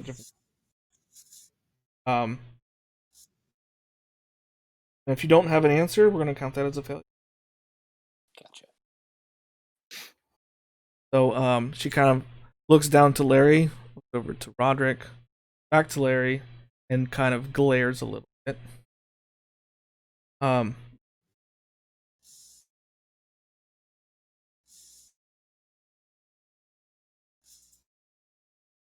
It has been accredited by several witnesses that you were at the scene. Is that true? I mean, is it true that there's several witnesses? No, I can't answer that because I only heard of the one. Your Honor, we will accede to certain facts in this case, one of them being that we were present in the area of the crime near the time of the crime. That is not in dispute. Okay. Yeah. He kind of takes out her paper and writes something down. Very well. Can you describe your relationship with Dovis Tober?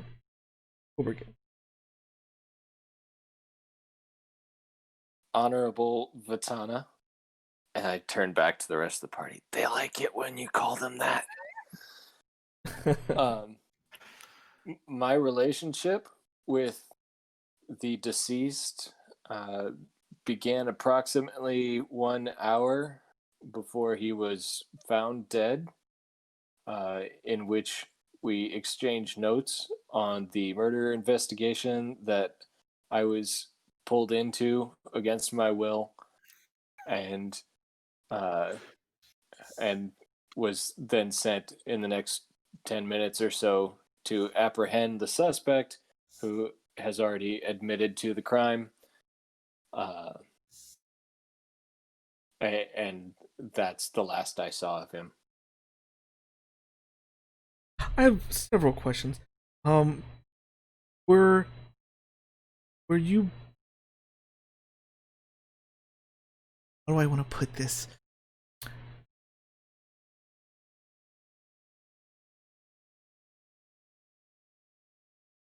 Were you badgering Harwin into taking the fall for the murder? Your Honor, we were called into this case and pursuing the facts in the matter, which led us to Harwin. We were not badgering him. We were merely trying to determine his involvement in this crime spree. And witnesses at the scene will tell you that in our discussion with him, it became evident that there was a third party inhabiting him. It certainly might have appeared to someone that when that third party manifested that we were badgering him, but we were merely determining the facts of the case in a cordial discussion with him. The court would like to bring forth the guard of the caravan, and they bring forth 3 of the 4 guards. That was there previously. And she rightly looks at them. Were these people trying to put words into Harwin's mouth? And they look at him and they kind of say the truth, like, well, no, we saw that Harwin for a time was not himself. Kind of nods at them and they go back. Very well. Is it true, Larry, that you assaulted some citizens of Baldur's Gate? Your Honor, objection. That situation was well attested by witnesses on the street that we, in fact, were accosted by what turned out to be cultists, and we merely defended ourselves.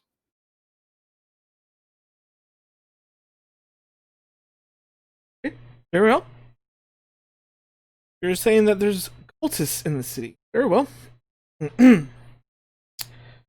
Do you have any knowledge of this? She points over to someone who then holds up a scrawling of that, if infernal symbols that were written at the crime scene. You know what this says? Do I? No. Your Honor, in our quest to quash evil, some of the members of our party have studied the language of those who might be considered evil.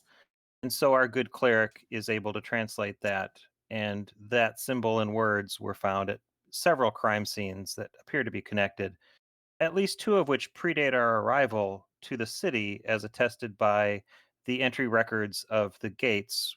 You have an excellent administrative system here, Oh, thank and you. surely we could not have slipped in without somebody noticing us prior to our arrival with the caravan of refugees. And 2 of those crimes occurred previous to our arrival. Very well. Cleric, please stand up.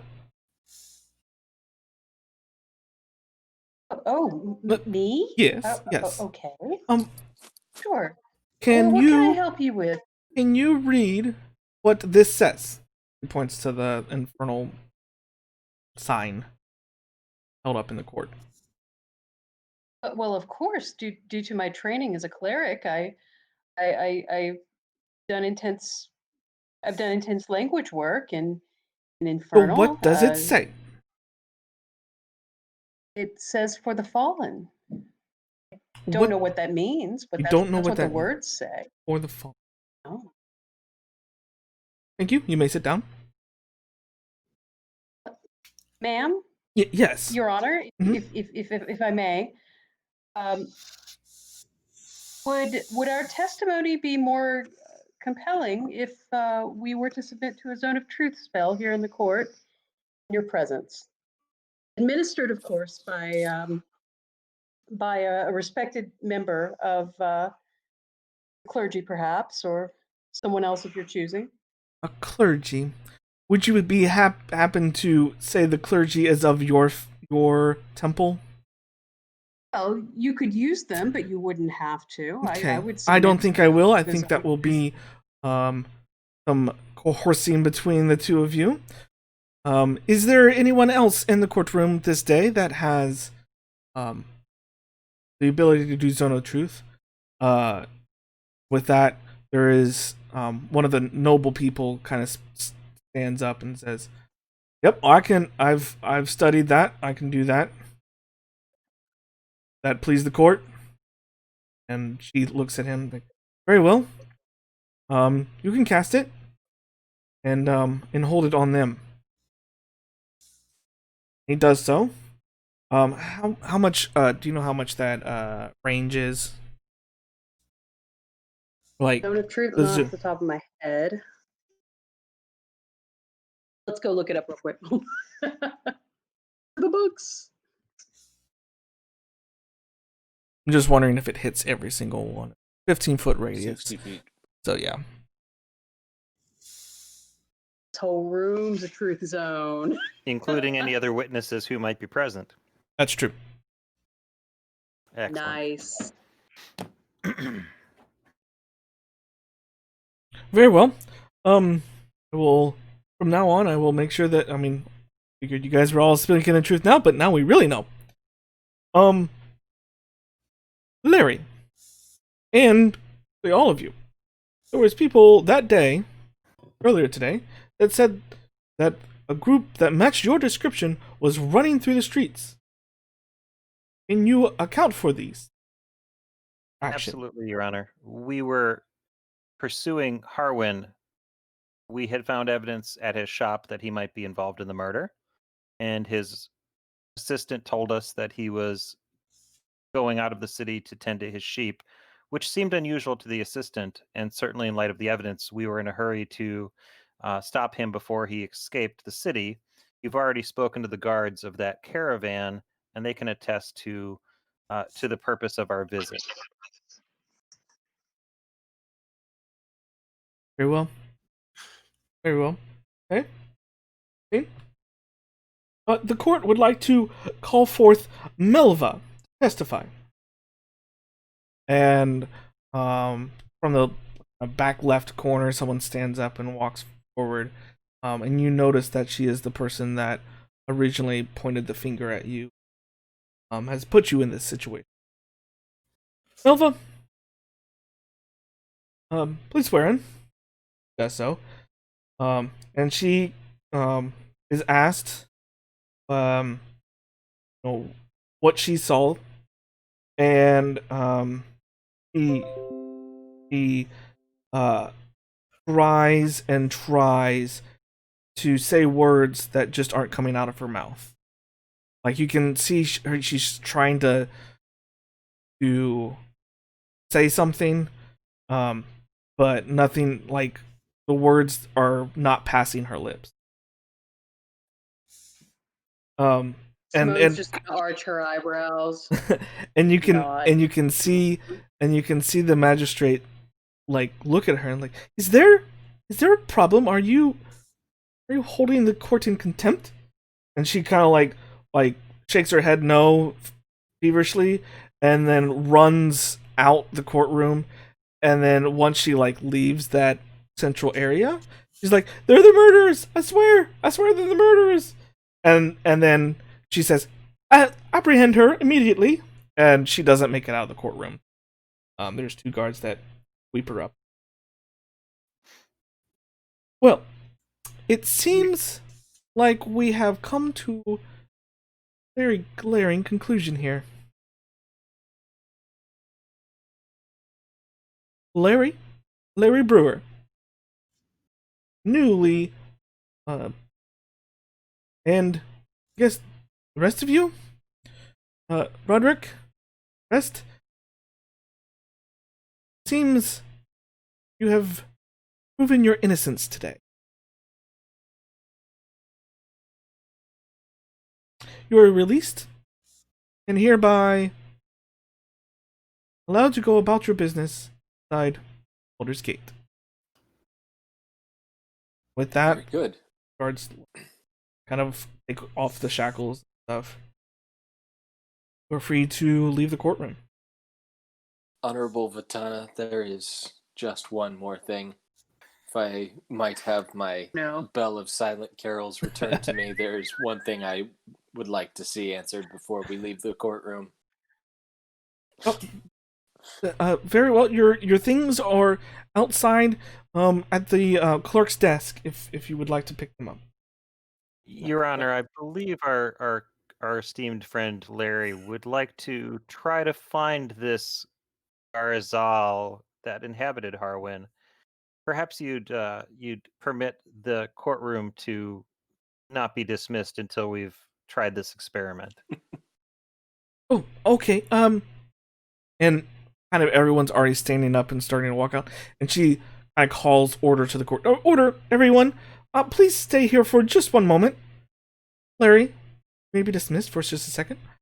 And I'm gonna grab Right. your bell and bring it back. There's no ceremony at all. I just start ringing it like crazy. So as you like kind of look around the room, looking for anyone that is hearing this ringing, she kind of looks at you, the magistrate, and like, a bell? This for something? Yeah, I realize you can't hear this and it seems broken, but if you were a devil that were inhabiting somebody's body, this would be really annoying. Oh. So Very well. rest assured that you appear to be safe from suspicion. Oh, yes, I would think I am. I'm the magistrate after all. What a strange one, Larry. Your Honor, he falls on his head often. Like a lot, yeah. Well, I mean, no harm, no foul, right? Yeah. You are free to So go. bring this together at the party. It seems to be he is becoming famous for this head falling. I'm perfecly willing to paperwork build and that into coffee, the ma'am. canon of the character. So as you guys like exit the courtroom and stuff, you come in contact with some people that you've remember from the caravan. Seems like Dara, Goran, and Clyde, all from the caravan that you brought in, have been allowed inside the city, and greet you with joyous reunion. Also waiting there is Flame Farburn, and she continues to apologize for everything that you guys had to go through. And she hands you, Larry, hands you directly a silver ingot, and she said, "That's for you. Everyone else, here is a potion of healing, as well as 2 other silver ingots. Divide between everyone." Now, Larry, about the legal fees, do you want to go ahead and put me on retainer, or will you be paying that out all at once, or how do you want to handle that? Well, I figure Although- 20 gold an hour, Well, I actually need an administrative assistant, and paperwork seems to be your specialty, so perhaps we could find some arrangement. I don't like working. Well, you did need to find a job in Well- the city, so. Yeah, I mean, once I get some money, then I go find my way back to some Fey crossing and go home and work things out again.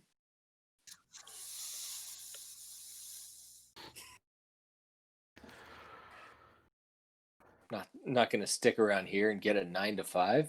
Oh, that sounds miserable.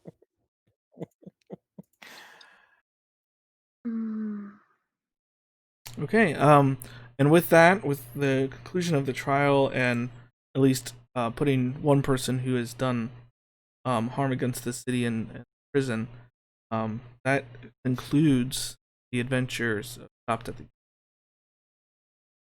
You guys all have received Eyes of the Eagle and 2 potions. One of which you do have potion of poison, yet none of you have identified it. So on your character, you do have a potion of healing, as well as the gold received for completing this adventure, and well as 1 level. Awesome. All right. Thank you for Do we- running this. Yeah, that was fun. Do we each get Yeah, the I'm item? glad justice prevailed. Yes, I'm pretty sure through Adventure League rules that you all receive that item. Right. That sounds right. And yes. how much gold? Let's see. So this was 4 hours. Which you receive 80 gold. Fantastic. And then the Eyes of the Eagle, also something.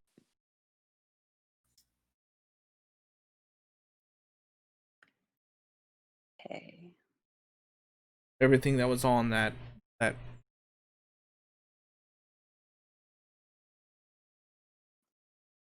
Cool.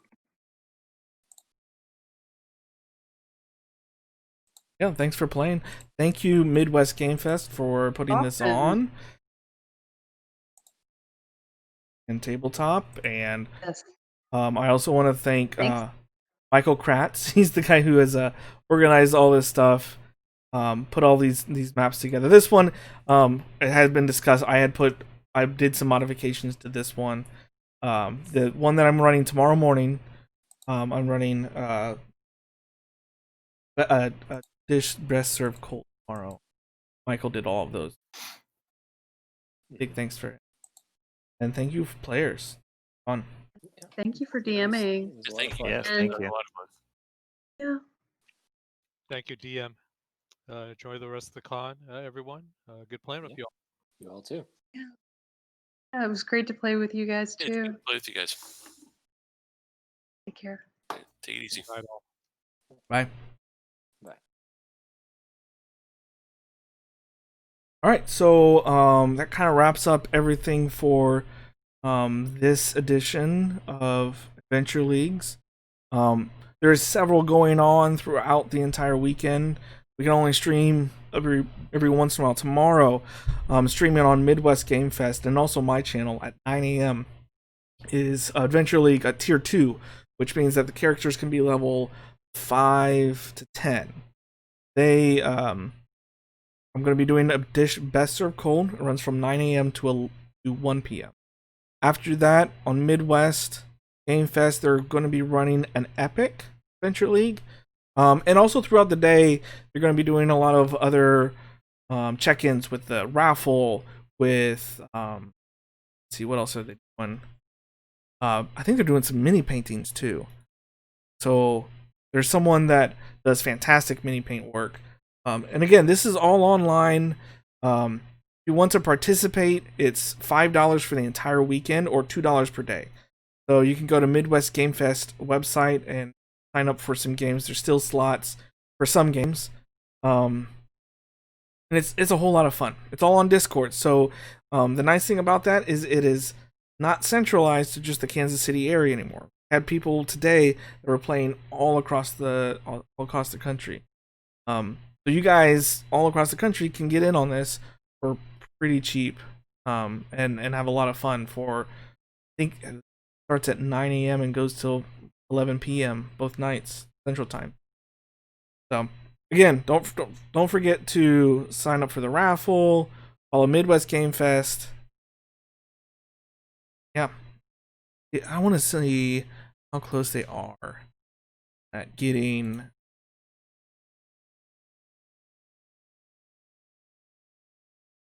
We're really close. Getting their affiliate.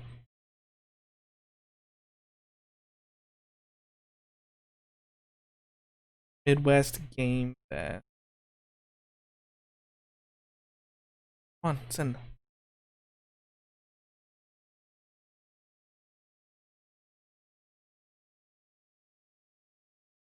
That.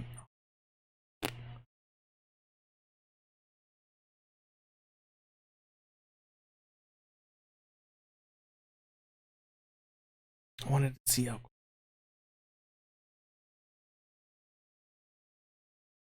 Getting 50. Well, I don't think we're not going to host them tonight. Host them tomorrow.